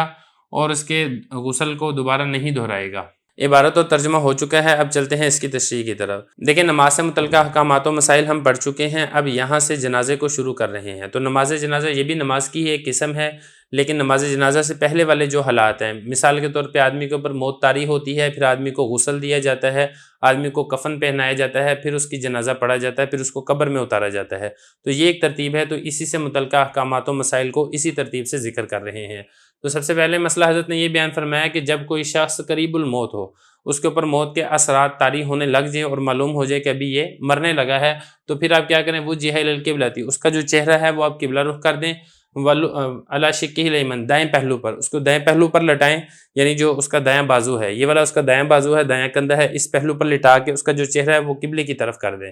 اور آپ کیا کریں، وَلُقِّنَ شہادتین، اور اس کو شہادتین کی تلقین دی جائے گی۔ دیکھیں دو شہادتیں ہیں جو اسلام کے لیے ضروری ہیں، ایک ہے لا الہ الا اللہ، اللہ کے ایک ہونے کی گواہی دینا، اور اسی طریقے سے نبی کریم صلی اللہ علیہ وسلم کے رسول ہونے کی گواہی دینا۔ ان دو شہادتوں کی مردے کو تلقین کی جائے گی۔ مردہ تو خیر ابھی نہیں ہے لیکن قریب الموت ہے، اور یہ تلقین آپ نے اس طریقے سے کرنی ہے، آپ نے اس کو کہنا نہیں ہے کہ تم یہ کلمہ پڑھو، کیونکہ وہ بڑی ایک سختی کا وقت ہوتا ہے۔ ایسا نہ ہو کہ آپ اس کو کہیں کلمہ پڑھو، وہ کہے کہ میں کلمے کو مانتا ہی نہیں ہوں، وہ کوئی ایسی بات زبان سے نکال دے جس کی وجہ سے اس کا اسلامی خطرے میں پڑ جائے۔ تو اس لیے اس کا طریقہ یہ ہے کہ آپ اس کو قبلہ رخ کر کے خود اونچی آواز سے کلمہ پڑھنا شروع کر دیں، تاکہ وہ سنے تو اس کو یاد آ جائے کہ میں نے بھی کلمہ پڑھنا ہے، اور وہ خود بھی اپنی زبان سے کلمے کو دہرا دے۔ اس کو آپ شہادتین کی تلقین کریں، اور جب وہ مر جائے گا شدوا لحیتہ، پھر اس کی داڑھی کو باندھ دیں۔ دیکھیں جب انسان مر جاتا ہے تو اس کا منہ کھل جاتا ہے، اور بعض اوقات اس کی آنکھیں بھی کھل جاتی ہیں، تو اس کا طریقہ یہ ہوتا ہے کہ آپ ایک کپڑا لیں اور اس کی داڑھی کے نیچے سے، اس کی یہ جو تھوڑی ہے اس کے نیچے سے ایسے لے کر آ کے سر کے اوپر اس طریقے سے گرا باندھیں، جو منہ کھلا ہوا ہوگا وہ منہ بند ہو جائے گا، اور اسی طریقے سے اگر اس کی آنکھیں کھلی ہوئی ہیں تو آنکھوں کو بند کر دیں، اور پاؤں اکڑ جاتے ہیں تو پاؤں کے جو دونوں انگوٹھے ہیں ان دونوں انگوٹھوں میں ایک چھوٹی سی کپڑے کا ٹکڑا لے کر، پٹی لے کر اس میں گرہ لگا دیں، وہ دونوں پاؤں بھی آپس میں ساتھ مل جائیں گے۔ یہ فرمایا کہ اس کی داڑھی کو باندھ دیں، مطلب یہ کہ اس کی جو منہ کھلا ہوا ہے منہ بند ہو جائے گا، اور اس کی آنکھوں کو بند کر دیں۔ فَإِذَا أَرَادُوا غَسْلَهُ، اب آگے بتا رہے ہیں کہ جب اس مردے کو غسل دینا ہے تو اس کے غسل دینے کا کیا طریقہ ہے۔ طریقہ یہ ہے کہ پہلے اس کو چارپائی پر رکھیں، اور اس کے جو سطر ہے، سطر پر کوئی ایک کپڑے کا ٹکڑا رکھ دیں، وہ کفن وغیرہ ملتا ہے اسی کے ساتھ ہی وہ کپڑا ملتا ہے، وہ آپ کپڑا اس کے سطر کے اوپر رکھ دیں اور اس کے کپڑوں کو اتار لیں۔ فرما رہے ہیں کہ اس کے کپڑوں پر خرقہ، ایک چیتھڑا یعنی کپڑے کا ٹکڑا رکھ دیں اور اس کے کپڑوں کو اتروا دیں، وَوَضَّعُوهُ، اور اس کو وضو کروائیں۔ سب سے پہلے جو ہے جو غسل دیا جاتا ہے میت کو، تو اس کو وضو نہیں کروایا جاتا، بلکہ سب سے پہلے اس کا استنجا کروایا جاتا ہے۔ لیکن جو آپ نے اس کو استنجا کروانا ہے، اس میں آپ ایک چیز کا خیال رکھیں کہ اس کے استنجے کی جگہ پر آپ نے ہاتھ نہیں لگانا۔ جیسے ہم خود اپنا استنجا کرتے ہیں نا، مردے کا استنجا آپ نے اس طریقے سے نہیں کرنا، بلکہ آپ اس کے استنجا کی جگہ کے اوپر پانی بہا دیں، ہاتھ کے ساتھ اس کو ٹچ نہ کریں۔ آپ نے استنجا کروا دیا، اب استنجا کروانے کے بعد آپ نے اس کو وضو کروانا ہے، لیکن وضو کروانے میں ایک چیز کا آپ خیال رکھیں کہ نہ تو آپ نے اس کو کلی کروانی ہے، نہ آپ نے اس کے ناک میں پانی ڈالنا ہے، نہ آپ نے اس کے ہاتھ دلوانے ہیں، بلکہ اس کے بعد والا جو وضو ہے وہ آپ کروائیں۔ آپ اس کا چہرہ دھوئیں، آپ اس کے سر کے اوپر وہ ہاتھ پھیر دیں، بلکہ اس کو پانی کے ساتھ دھو دیں، سر کو بھی اور داڑھی کو بھی، اور اس کے پاؤں کو دھو دیں۔ تو یہ مردے کو آپ نے وضو کروانا ہے۔ فرما رہے ہیں کہ اس کو وَوَضَّعُوهُ، اس کو وضو کروائیں گے، لیکن وضو میں لا یمزمزو، اس کو کلی نہیں کروائی جائے گی، ولا یستنشقو، اور اس کے ناک میں پانی نہیں ڈالا جائے گا۔ ثم یفیض الماء علیہ، پھر اس کے اوپر پانی کو بہایا جائے گا۔ پانی کو کیسے بہانا ہے وہ آگے طریقہ بتا رہے ہیں۔ وَيُجَمَّرُ سَرِيرُ، اور اس کے جو چارپائی ہے اس کو دھونی دی جائے گی طاق عدد میں۔ دیکھیں میت کو غسل دینے سے پہلے جس اس کے اوپر آپ نے میت کو غسل دینا ہے، آپ اس کو کسی خوشبودار چیز سے دھونی دے دیں، تین عدد میں دے دیں، 5 عدد میں دے دیں، 7 عدد میں دے دیں، طاق عدد کے اندر آپ اس کو دھونی دیں۔ یہ فرمایا کہ اس کی جو چارپائی ہے اس کو وطر یعنی طاق عدد کے اندر دھونی دی جائے گی۔ وَيُغْلَى الْمَاءُ بِالسِّدْرِ أَوْ بِالْحِرْزِ، اور وہ جو پانی ہے جس سے آپ نے غسل دینا ہے آپ اس کو ابالیں، اس پانی کو تھوڑا سا گرم کر لیں اور اس کے اندر وہ بیری کے پتے ڈال دیں یا اشنان بوٹی ہے وہ ڈال دیں، اس طریقے سے آپ پانی کو ابال دیں، چونکہ اس سے ذرا پانی کے اندر صفائی ذرا اچھے طریقے سے آ جاتی ہے اور پانی اچھے طریقے سے صاف کرتا ہے، تو اس لیے اس کو ڈال دیں۔ لیکن آج کل کا جو دور ہے پانی ویسے ہی اگر آپ صابن ڈال دیتے ہیں، صابن سے صاف کر دیتے ہیں تو وہ زیادہ اچھے طریقے سے صاف ہو جاتا ہے، تو اس لیے یہ بیری کے پتے ڈالنا یا اور اس قسم کی کوئی اور بوٹی ڈالنے کی ضرورت نہیں ہے۔ اگر زیادہ آپ نے ڈالنا ہے تو آپ ڈیٹول کے کچھ قطرے بھی ڈال سکتے ہیں۔ تو فرمایا اس کے اندر بیری کے پتے ڈال دیں یا اشنان بوٹی ڈال دیں۔ یہ اس زمانے کے اندر بوٹی ہوتی تھی، اب تو پتہ نہیں بوٹی ہے بھی ہے یا نہیں ہے۔ اگر یہ نہیں آپ کو مل رہی تو فالماء الکراہ، تو خالص پانی یہ بھی کافی ہے، اسی پانی کو ابالا دے دیں، یہ بھی ٹھیک ہے۔ وَيُغْسَلُ رَأْسُهُ وَلِحْيَتُهُ بِالْخِتْمِ، اور آپ اس کے سر کو دھوئیں اور اس کی داڑھی کو دھوئیں ختمی بوٹی کے ساتھ۔ یہ بھی ایک بوٹی ہوتی تھی جو صفائی کرنے کا کام دیتی تھی۔ آج کل تو بوٹی یہ نہیں ملتی، تو آسان بات ہے، آپ صابن کے ذریعے سے آپ اس کا سر دھو دیں، آپ اس کی داڑھی کو دھو دیں۔ ثم یُسْجَوْ عَلَىٰ شِقِّهِ الْأَيْسَرِ، پھر آپ ایسے کریں، آپ اس کو بائیں پہلو پر لٹائیں، یعنی جو اس کا بائیں طرف والی سائڈ ہے آپ اس کو اس طریقے سے پہلو پر لٹائیں گے تو اس کے دائیں والی سائڈ جو ہے وہ اوپر ہو جائے گی۔ پھر اس کے اوپر آپ پانی بہائیں، جب آپ پانی بہائیں گے اور آپ دیکھیں کہ جو پانی ہے اس کے جسم کو اس نے تر کر کے نیچے تختے پر چلا گیا ہے، پھر اسی طریقے سے آپ نے اس کو دائیں پہلو کے اوپر اس طریقے سے کروٹ لٹا کے آپ اس کے اوپر بھی پانی کو بہائیں گے۔ یہ فرمایا کہ پھر اس کو آپ یُسْجَوْ لٹا دیں عَلَىٰ شِقِّهِ الْأَيْسَرِ، بائیں پہلو پر۔ فَيُغْسَلُ بِالْمَاءِ وَالسِّدْرِ، پھر اس کو پانی اور وہ جو بیری کے پتوں والا جو پانی ہے اس کے ساتھ آپ دھوئیں۔ مطلب کہنے کا یہ ہے کہ آپ اس کو اچھے طریقے سے دھو دیں، اگر صابن لگانا چاہیں صابن لگا لیں،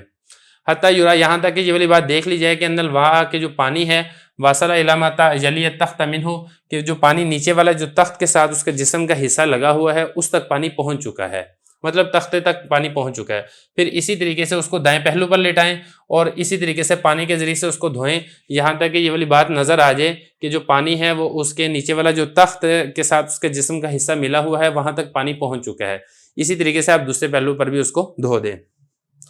جب آپ نے اس طریقے سے میت کو غسل دے دیا ہے پھر آپ اس کو بٹھا دیں، اس کو بٹھائیں اور پیچھے خود ہو کر نا اس کو اپنے ساتھ تھوڑی سی ٹیک لگا کر ایسے ٹیک لگا دیں اور اس کے پیٹ کو اس طریقے سے ہلکا ہلکا ملیں، اس طریقے سے نا اوپر سے نیچے کی طرف ملیں تاکہ اگر کوئی پیشاب پخانہ کو ہے پیٹ میں نالی میں تو وہ نکل جائے۔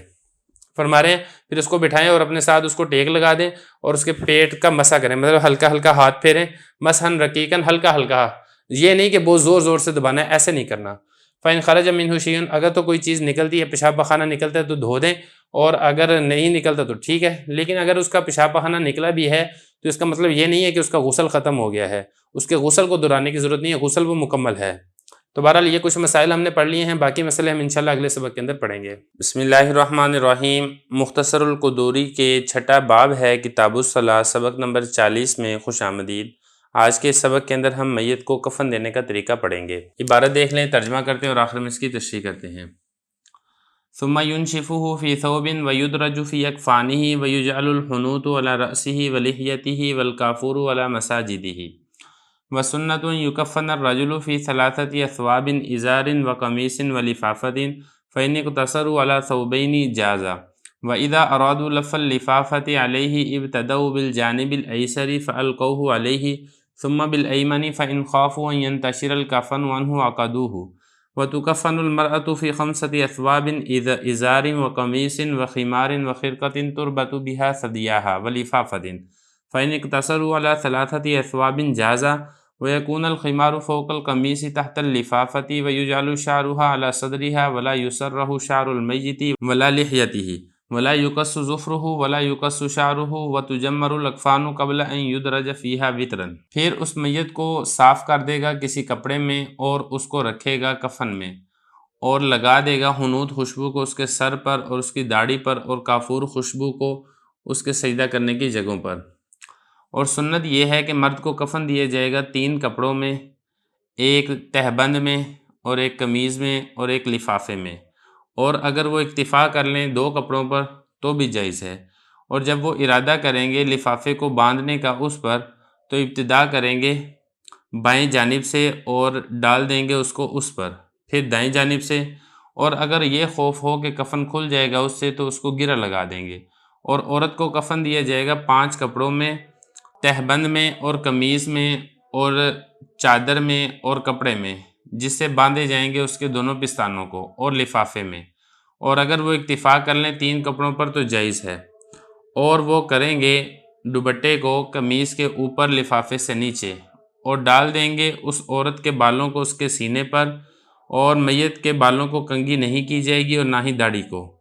اور میت کے ناخنوں کو نہیں کاٹا جائے گا، نہ ہی اس کے بالوں کو کاٹا جائے گا، اور کفن کو دھونی دی جائے گی اس میں میت کو ڈالنے سے پہلے طاق عدد میں۔ عبارت اور ترجمہ ہو چکا ہے، اب چلتے ہیں اس کی تشریح کی طرف۔ دیکھیں اس سے پہلے میت کو غسل دینے کا طریقہ آپ پڑھ چکے ہیں، میت کو غسل دے دیا گیا ہے، اب غسل کے بعد والے جو حالات ہیں، میت کو کفن کیسے دیا جائے گا وہ آج کے سبق کے اندر ہم پڑھیں گے۔ تو غسل دینے کے بعد پہلا کام تو آپ نے یہ کرنا ہے کہ میت کو خشک کر دینا ہے، صاف کر دینا ہے کسی ایک کپڑے میں، جیسا کہ عام طور پر ہوتا ہے تولیہ یا کوئی چادر وغیرہ لے کے غسل دینے کے بعد میت کے جسم کے اوپر پھیر کے اس کو آپ خشک کر دیں۔ خشک کر دیا، اب اس کے بعد جو میت ہے، میت کو اس کے کفن کے اندر رکھا جائے گا۔ میت کو آپ کفن کے اندر رکھ دیں اور پھر آپ خوشبو مل دیں۔ یہ جو خوشبو ہے، اگر تو وہ مرد ہے تو آپ اس کے سر کے اوپر بھی خوشبو لگائیں اور اس کی داڑھی کے اوپر بھی خوشبو لگائیں۔ اور یہ کافور یہ مل جاتی ہے عام طور پہ بازاروں سے آسانی کے ساتھ۔ یہ کافور لے کے علی مساجدی، اس کے سجدے کرنے کی جگہ کے اوپر کافور مل دیں۔ سجدے کرنے کی جگہ کیا ہے؟ ایک یہ پیشانی ہے، یہاں پر لگا دیں، ناک لگتا ہے سجدے میں، یہاں پر لگا دیں، اور اسی طریقے سے ہتھیلیاں یہ لگتی ہیں سجدے میں، یہاں پر لگا دیں، گھٹنے یہ لگتے ہیں سجدے میں، یہاں پر لگا دیں، اور اسی طریقے سے جو پاؤں کی تلی ہے، نیچے والا حصہ ہے، یہاں پر بھی آپ خوشبو کافور کو مل دیں۔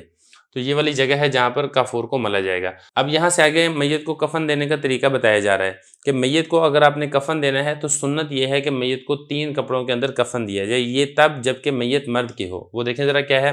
فرما رہے ہیں کہ سنت یہ ہے کہ جو مرد ہے اس کو 3 کپڑوں کے اندر کفن دیا جائے گا۔ اب وہ 3 کپڑے کون سے ہیں؟ پہلے نمبر پر ہے ازار۔ یہ جو ازار ہے یہ سر سے لے کر انسان کے پاؤں تک یہ ایک چادر ہوتی ہے جس کو ازار کہا جاتا ہے۔ دوسرے نمبر پر آتی ہے قمیص۔ یہ جو قمیص ہے یہ گلے سے لے کر پاؤں تک ہوتی ہے اور اس کے اندر بازو نہیں ہوتے، جس کو ہم آستین کہتے ہیں، اس قمیص کے اندر آستین یہ نہیں ہوتے۔ اور پھر اس سے تھوڑی سی بڑی، ازار سے تھوڑی سی بڑی، یہ لفافہ ہوتا ہے جو سب سے نیچے بچھایا جاتا ہے۔ جب میت کو کفن دے دیا جاتا ہے تو پھر اس لفافے کے اندر اس کو باندھ دیا جاتا ہے۔ تو یہ فرمایا کہ سنت یہ ہے کہ مرد کو 3 کپڑوں کے اندر کفن دیا جائے، لیکن اگر 2 کپڑوں پر بھی اکتفا کر لیا جائے تو تب بھی یہ جائز ہے۔ اگر 3 نہیں ہیں، 2 پر آپ اکتفا کر لیتے ہیں تو تب بھی یہ درست ہے۔ اگر 2 بھی نہیں ہیں تو پھر جتنا کپڑا موجود ہو اتنے کپڑے سے ہی میت کو کفن دے دیا جائے گا۔ فرمایا فَإِنِ اقْتَصَرُوا عَلَىٰ ثَوْبَيْنِ، اگر اکتفا کر لیں 2 کپڑوں پر جازہ تو تب بھی جائز ہے۔ اب اس کے بعد بتا رہے ہیں کہ میت کو کفن میں آپ نے رکھنا کس طریقے سے، وہ بتا رہے ہیں۔ فرما رہے ہیں وَإِذَا أَرَادُوا لَفَ الْلِفَافَةِ عَلَيْهِ، جب لفافے کو اس کے اوپر بند کرنے کا ارادہ کریں، مطلب یہ کہ میت کو کفن کے اندر رکھنے کا آپ ارادہ کریں تو ابتدا کریں گے بائیں جانب سے۔ اصل میں اس میں طریقہ یہ ہوتا ہے کہ سب سے پہلے لفافہ اس کو بچھایا جاتا ہے، لفافہ بچھانے کے بعد پھر اس کے بعد جو ازار ہے، یعنی وہ چادر جو سر سے لے کے پاؤں تک ہوتی ہے، وہ بچھائی جاتی ہے، 2 ہوگی، اور تیسرے نمبر کے اوپر قمیض بچھائی جاتی ہے، اور میت کو سب سے پہلے قمیض پہنائی جاتی ہے۔ قمیض پہنانے کے بعد پھر جو ازار ہے، میت کو اس ازار کے اندر لپیٹا جاتا ہے، اور ازار میں جو لپیٹا جاتا ہے اس کا طریقہ یہ ہوتا ہے کہ سب سے پہلے جو اس کو بائیں جانب کر کے اس کا بائیں جانب پہلے لپیٹا جاتا ہے، پھر دائیں جانب کر کے دائیں جانب کو اس کو لپیٹا جاتا ہے۔ یہ طریقہ ہوتا ہے میت کو کفن دینے کا۔ تو یہ فرما رہے ہیں کہ ابتدا کریں گے پہلے بائیں جانب کے ساتھ، یعنی جو میت کو ازار کے اندر ڈالیں گے تو بائیں جانب سے پہلے ازار ڈالیں گے اور اس کے بعد پھر دائیں جانب سے اس کو ازار کے اندر ڈالیں گے۔ فَالْقَوْهُ عَلَيْهِ، بائیں جانب سے ابتدا کریں گے اور میت کو اس ازار کے اندر رکھ دیں گے۔ ثُمَّ بِالْأَيْمَنِ، پھر دائیں جانب سے بھی میت کو ازار کے اندر رکھ دیں گے۔ یہ آپ نے رکھ دیا۔ اب اس کے بعد یہ ہے کہ اگر یہ خوف ہو کہ کفن کھل جائے گا تو اس کو باندھ دے، تو ہوتا یہی ہے کہ جب اس کو لے کر جانا ہوتا ہے جنازے کو تو وہ میت حرکت نہ کرے اور کفن کھل نہ جائے، تو پھر وہ ایک کپڑے کا ایک ٹکڑا سا ہوتا ہے، وہ کفن کے ساتھ ہی ملتا ہے، وہ لفافے کے اندر جب ڈال کے تو ایک تو کمر کے اندر سے بھی گزار کے اس کو یہاں سے بھی ایک گرہ لگا دیتے ہیں، اور ایک پاؤں کے پاس سے بھی گرہ لگا دیتے ہیں، اور ایک سر کے پاس سے بھی اس کو ہلکا سا باندھ دیتے ہیں۔ اس میں ہوتا یہ ہے کہ پھر جو میت ہے وہ حرکت نہیں کرتی اور کفن سے باہر نکلنے کا خدشہ اور خطرہ نہیں ہوتا ہے۔ یہی فرمایا فَإِنْ خَافُوا، اور اگر خوف یہ ہو أَن يَنْتَشِرَ الْكَفَنُ عَنْهُ، کہ جو کفن ہے وہ منتشر ہو جائے گا، کھل جائے گا میت سے، عَقَدُوهُ، تو پھر وہ میت کو اس کفن کے اندر باندھ دیتے ہیں۔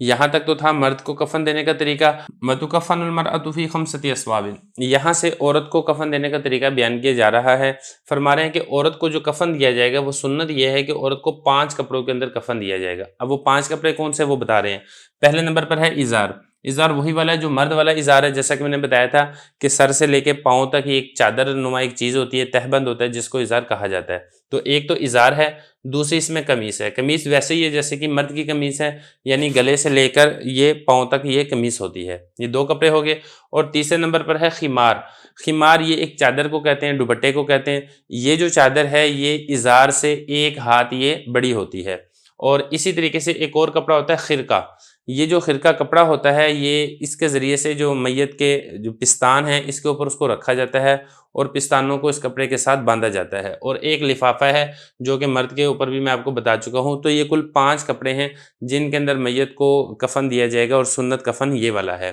فَإِنِ اقْتَصَرُوا عَلَىٰ ثَلَاثَةِ أَثْوَابٍ جَازَ، اور اگر 3 کپڑوں کے اوپر اکتفا کر لیا جائے تو کفن کفایہ یہ بھی ہے کہ 3 کپڑوں کے اندر بھی آپ عورت میت کو کفن دے سکتے ہیں۔ وَيَكُونُ الْخِمَارُ فَوْقَ الْقَمِيصِ تَحْتَ اللِّفَافَةِ، ابھی آگے بتا رہے ہیں کہ اس کی ترتیب کیا ہوگی۔ دیکھیں اس کی ترتیب یہی ہے کہ سب سے پہلے تو آپ نے لفافہ بچھانا ہے، جب آپ نے عورت کو کفن دینا ہے لفافہ آپ نے بچھا دیا ہے۔ لفافہ بچھانے کے بعد پھر دوسرے نمبر پر آئے گا خمار، یعنی سب سے نیچے لفافہ ہے، لفافے کے اوپر خمار یعنی وہ چادر آئے گی، اور چادر کے اوپر پھر آپ نے قمیص رکھنی ہے، اور میت کو آپ نے اسی طریقے سے پہلے قمیص پہنانی ہے۔ اور جب آپ قمیص پہنائیں گے تو عورت کے چونکہ بال ہوتے ہیں تو یہ جو بال ہیں آپ بالوں کو سینے کے اوپر رکھ دیں گے، 2 اس کی اس طریقے سے درمیان سے مانگ نکال کے ایک طرف یہ دائیں طرف سینے پہ اور دوسرا جو ہے وہ بائیں طرف سینے کے اوپر رکھ دیے جائیں گے۔ یہ فرما رہے ہیں کہ جو خمار ہے اس کو قمیص سے اوپر اور لفافے سے نیچے رکھا جائے گا، یہ ترتیب ہوگی۔ وَيُجْعَلُ شَعْرُهَا عَلَىٰ صَدْرِهَا، اور جو بال ہیں میت کے عورت کے اس کو اس کے سینے کے اوپر ڈال دیا جائے گا۔ اگلا مسئلہ یہاں پر یہ بیان فرمایا کہ جو میت کے بال ہیں ان بالوں کے اندر کنگھی نہیں کی جائے گی۔ فرمایا وَلَا يُسَرَّحُ شَعْرُ الْمَيِّتِ، میت کے بالوں میں کنگھی نہیں کی جائے گی، میت کی داڑھی میں کنگھی نہیں کی جائے گی، اور اسی طریقے سے میت کے جو ناخن ہیں ان ناخنوں کو بھی نہیں کاٹا جائے گا، میت کے بال ہیں ان بالوں کو بھی نہیں کاٹا جائے گا۔ اور اس کے بعد آگے مسئلہ یہ بیان فرمایا کہ میت کو کفن دینے سے پہلے اس کفن کو بھی خوشبو سے دھونی دے دیں طاق عدد میں، 3 مرتبہ دے دیں، 5 مرتبہ دے دیں، 7 مرتبہ دے دیں۔ فرمایا وَتُجَمَّرُ الْأَكْفَانُ، اور کفن کو دھونی دی جائے گی قبل اس کے کہ میت کو اس کفن میں رکھا جائے گا وطرًا طاق عدد میں۔ تو یہ بہرحال مسئلہ تھا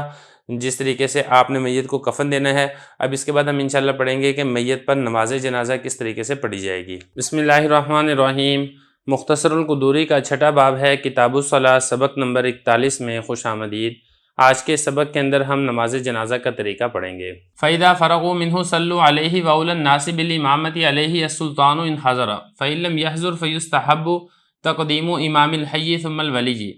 فَإِنْ صَلَّى عَلَيْهِ غَيْرُ الْوَلِيِّ وَالسُّلْطَانِ أَعَادَ الْوَلِيُّ وَإِنْ صَلَّى عَلَيْهِ الْوَلِيُّ لَمْ يَجُزْ أَنْ يُصَلِّيَ أَحَدٌ بَعْدَهُ فَإِنْ دُفِنَ وَلَمْ يُصَلَّى عَلَيْهِ صُلِّيَ عَلَى قَبْرِهِ إِلَى 3 أيام وَلَا يُصَلَّى بَعْدَ ذَلِكَ وَيَقُومُ الْمُصَلِّي بِحَذَاءِ صَدْرِ الْمَيِّتِ وَالصَّلَاةُ أَنْ يُكَبِّرَ تَكْبِيرَةً يَحْمَدُ اللَّهَ تَعَالَى عَقِيبَهَا ثُمَّ يُكَبِّرُ تَكْبِيرَةً وَيُصَلِّي عَلَى النَّبِيِّ عَلَيْهِ السَّلَامُ ثُمَّ يُكَبِّرُ تَكْبِيرَةً ثَالِثَةً يَدْعُو فِيهَا لِنَفْسِهِ وَلِلْمَيِّتِ وَلِلْمُسْلِمِينَ ثُمَّ يُكَبِّرُ تَكْبِيرَةً رَابِعَةً وَيُسَلِّمُ وَلَا يُصَلَّى عَلَى مَيِّتٍ فِي مَسْجِدٍ جَمَاعَةٍ۔ اور جب کفن سے فارغ ہو جائیں گے تو اس پر نماز جنازہ پڑھیں گے، اور جنازے کا سب سے زیادہ حقدار وہ بادشاہ ہے اگر وہ موجود ہو۔ اگر وہ موجود نہ ہو تو مستحب ہے زندہ امام کو مقدم کرنا، پھر ولی کو مقدم کرنا، اور اگر اس پر جنازہ پڑھ دیا ولی اور سلطان کے علاوہ نے تو ولی لوٹائے گا، اور اگر اس پر جنازہ پڑھا ولی نے تو جائز نہیں ہے کہ کوئی جنازہ پڑھے اس کے بعد، اور اگر اس کو دفن کر دیا گیا اور اس پر جنازہ نہیں پڑھا گیا تو جنازہ پڑھا جائے گا اس کی قبر پر 3 دن تک، اور اس کے بعد جنازہ نہیں پڑھا جائے گا۔ اور جنازہ پڑھانے والا وہ کھڑا ہوگا میت کے سینے کے سامنے، اور جنازے کی نماز یہ ہے کہ وہ تکبیر کہے گا، تکبیر کہنا اللہ تعالیٰ کی تعریف کرے گا تکبیر کے بعد، پھر تکبیر کہے گا اور نبی صلی اللہ علیہ وسلم پر درود پڑھے گا، پھر تکبیر کہے گا، تیسری تکبیر اس میں اپنے لیے دعا کرے گا، میت کے لیے دعا کرے گا اور مسلمانوں کے لیے دعا کرے گا، پھر چوتھی تکبیر کہے گا اور سلام پھیر دے گا، اور میت پر جنازہ نہیں پڑھا جائے گا جامع مسجد کے اندر۔ عبارت و ترجمہ ہو چکا ہے، اب چلتے ہیں اس کی تشریح کی طرف۔ دیکھیں گزشتہ سبق کے اندر ہم نے میت کو غسل دینے کا طریقہ یہ ہم نے پڑھ لیا تھا، میت کو کفن کس طریقے سے دیا جائے گا یہ ہم نے پڑھ لیا تھا۔ اب اس کے بعد اگلا مسئلہ ہے میت کے اوپر جنازہ پڑھنے کا۔ تو یہ فرما رہے ہیں کہ جب غسل اور کفن سے فارغ ہو جائیں گے صلو علیہ، تو پھر اس کے اوپر آپ لوگ جنازہ پڑھو۔ جنازہ پڑھنے کا کیا طریقہ ہے یہاں سے بتائیں گے آگے، لیکن اس سے پہلے بتا رہے ہیں کہ جنازہ پڑھانے کا حقدار کون ہے۔ تو سب سے پہلے تو یہ بتایا کہ لوگوں میں سے جنازہ پڑھانے کا سب سے زیادہ حقدار وہ بادشاہ ہے، یا تو بادشاہ ہو، اگر بادشاہ نہیں ہے تو پھر بادشاہ کا کوئی نائب ہو۔ مثال کے طور پہ ملک کا بادشاہ یہ سب سے زیادہ مستحق ہے، اگر ملک کا بادشاہ نہیں ہے تو پھر جو شہر کا بادشاہ ہے، شہر کا بادشاہ نہیں ہے تو جو علاقے کا جو حاکم ہے وہ پڑھائے، اور اگر وہ بھی نہیں ہے تو پھر اس کے بعد اگلا مسئلہ جو ہے وہ یہ ہے کہ قاضی پڑھائے۔ اگر قاضی بھی نہیں ہے تو پھر جو محلے کی مسجد کا امام ہے وہ حقدار ہے، اور اگر محلے کی مسجد کا امام بھی نہیں ہے تو پھر ولی یہ حقدار ہے۔ فرما رہے ہیں کہ لوگوں میں سے امامت یعنی جنازہ پڑھانے کا جو زیادہ حقدار ہے وہ بادشاہ ہے، ان حاضر اگر بادشاہ موجود ہو۔ اگر بادشاہ موجود نہیں ہے تو پھر مستحب ہے زندہ امام کو مقدم کرنا، یعنی بادشاہ بھی نہیں ہے، بادشاہ کا نائب بھی نہیں ہے، تو پھر آپ نے کیا کرنا ہے کہ جو محلے کی مسجد کا امام ہے اس امام کو آپ جنازہ پڑھانے کے لیے آگے کریں گے۔ ثم الولی، پھر ولی حقدار ہے۔ اب ولی کسے کہتے ہیں؟ دیکھیں ولی کہتے ہیں سرپرست کو، جو میت کا سرپرست ہے وہ میت کا جنازہ پڑھانے کا زیادہ حقدار ہے۔ پھر اس کے اندر بھی وہی والی تفصیل ہے جو نکاح کے اندر تفصیل ہے۔ مثال کے طور پہ جو میت کا بیٹا ہے وہ ولی اقرب ہے، وہ زیادہ مستحق ہے۔ اگر میت کا بیٹا نہیں ہے تو پھر میت کا پوتا یہ جنازہ پڑھانے کا زیادہ حقدار ہے۔ اگر وہ بھی نہیں ہے تو میت کا باپ وہ جنازہ پڑھانے کا زیادہ حقدار ہے۔ اگر وہ بھی نہیں ہے تو میت کا دادا وہ جنازہ پڑھانے کا زیادہ حقدار ہے۔ تو یہ اس طریقے سے ترتیب ہوتی ہے جو آپ نکاح کے باب کے اندر پڑھ چکے ہیں، ولی والی، وہی والی ترتیب یہاں پر جنازے پر بھی جنازہ پڑھانے کی ہے۔ تو خلاصہ یہ ہے کہ اگر امام بھی نہیں ہے تو پھر ولی وہ جنازہ پڑھائے گا، اور اگر ولی اور سلطان کے علاوہ کسی اور نے جنازہ پڑھا دیا تو پھر ولی کو اختیار ہوگا کہ وہ دوبارہ جنازہ کروا سکتا ہے۔ فرمایا اگر اس کے اوپر نماز جنازہ پڑھا دیا ولی اور سلطان کے علاوہ نے تو ولی وہ جنازے کی نماز کو لوٹا لے گا، مطلب یہ کہ وہ الگ سے جماعت کروا سکتا ہے۔ جب وہ الگ سے جماعت کروائے گا تو اس کی ابتدا کے اندر وہ لوگ نماز پڑھیں گے جنہوں نے پہلے جنازے کے اندر شرکت نہیں کی ہے۔ اگر پہلے جنازے کے اندر شرکت کر لی ہے تو یہ دوسرے جنازے کی جماعت میں شرکت نہیں کر سکتے۔ وَإِنْ صَلَّى عَلَيْهِ الْوَلِيُّ، اور اگر ولی نے نماز جنازہ ادا کروائی ہے، امامت کروائی ہے، تو پھر کسی اور کے لیے جائز نہیں ہے کہ وہ جنازہ کی اس کے بعد الگ سے جماعت کروائے اور لوگ دوسری جماعت کے اندر بھی شریک ہو کر نماز جنازہ ادا کریں۔ تو یہ فرمایا کہ ولی نے اگر نماز جنازہ پڑھا دی ہے تو کسی کے لیے جائز نہیں ہے کہ وہ اس کی نماز جنازہ ادا کرے۔ اگلا مسئلہ یہاں پر یہ ہے کہ اگر کوئی مسلمان مر گیا اور اس کو نماز جنازہ کے بغیر ہی دفن کر دیا گیا تو اب کیا مسئلہ ہے؟ بعض اوقات ایسا ہوتا ہے کہ کوئی ویرانے کے اندر انتقال ہوا، ارد گرد کی جو آبادی تھی وہ مسلمان نہیں تھی، تو انہوں نے اس کو ویسے ہی جنازہ پڑھے بغیر ہی دفن کر دیا، مسلمانوں کو اطلاع نہیں دی۔ تو اب مسئلہ کیا؟ مسئلہ بتا رہے ہیں کہ اس کے بعد اس کی قبر پر 3 دن تک نماز جنازہ ادا کی جا سکتی ہے۔ فَإِن دُفِنَ، اگر اس کو دفن کر دیا گیا اور اس کے اوپر جنازے کی نماز نہیں پڑھی گئی تھی، صُلِّ عَلَىٰ قَبْرِهِ إِلَىٰ 3 أَيَّامٍ، 3 دن تک اس کی قبر پر نماز پڑھی جائے گی، وَلَا يُصَلَّىٰ بَعْدَ ذَلِكَ، اور 3 دن کے بعد اس کے قبر پر نماز نہیں پڑھی جائے گی۔ تو اس کے بارے میں آپ اصول یہ سمجھ لیں کہ جب تک میت کی جو جسم ہے وہ قبر کے اندر سلامت ہے، مثلا پھولا پھٹا نہیں ہے، تب تک اس کے اوپر وہ جنازے کی نماز ادا کی جا سکتی ہے۔ تو عام طور پر یہ 3 دن کے لیے ہی ہوتا ہے، 3 دن کے بعد عام طور پر میت وہ پھول پھٹ جاتی ہے، تو اس لیے فرمایا کہ 3 دن تک آپ اس کے اوپر جنازے کی نماز ادا کر سکتے ہیں۔ لیکن اگر کوئی ایسا علاقہ ہے، ٹھنڈا علاقہ ہے، جہاں پر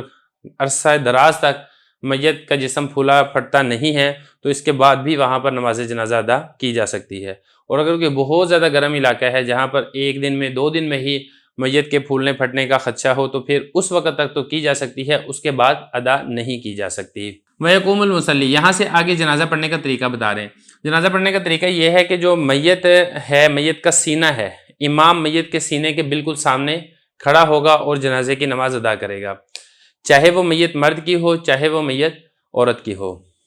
فرمایا کہ جو جنازہ پڑھانے والا ہے وہ میت کے سینے کے سامنے کھڑا ہوگا اور جنازے کی نماز اس طریقے سے ادا کرے گا۔ تو سب سے پہلے تو آپ نماز جنازہ کی نیت کریں کہ میں حاضر میت کی نماز جنازہ ادا کرتا ہوں۔ اگر آپ خود امامت کروا رہے ہیں تو آپ ساتھ امامت کی نیت کر لیں، اور اگر آپ کسی امام کی اقتداء کے اندر نماز جنازہ ادا کر رہے ہیں تو آپ پھر اس امام کی اقتداء کی بھی نیت کر لیں۔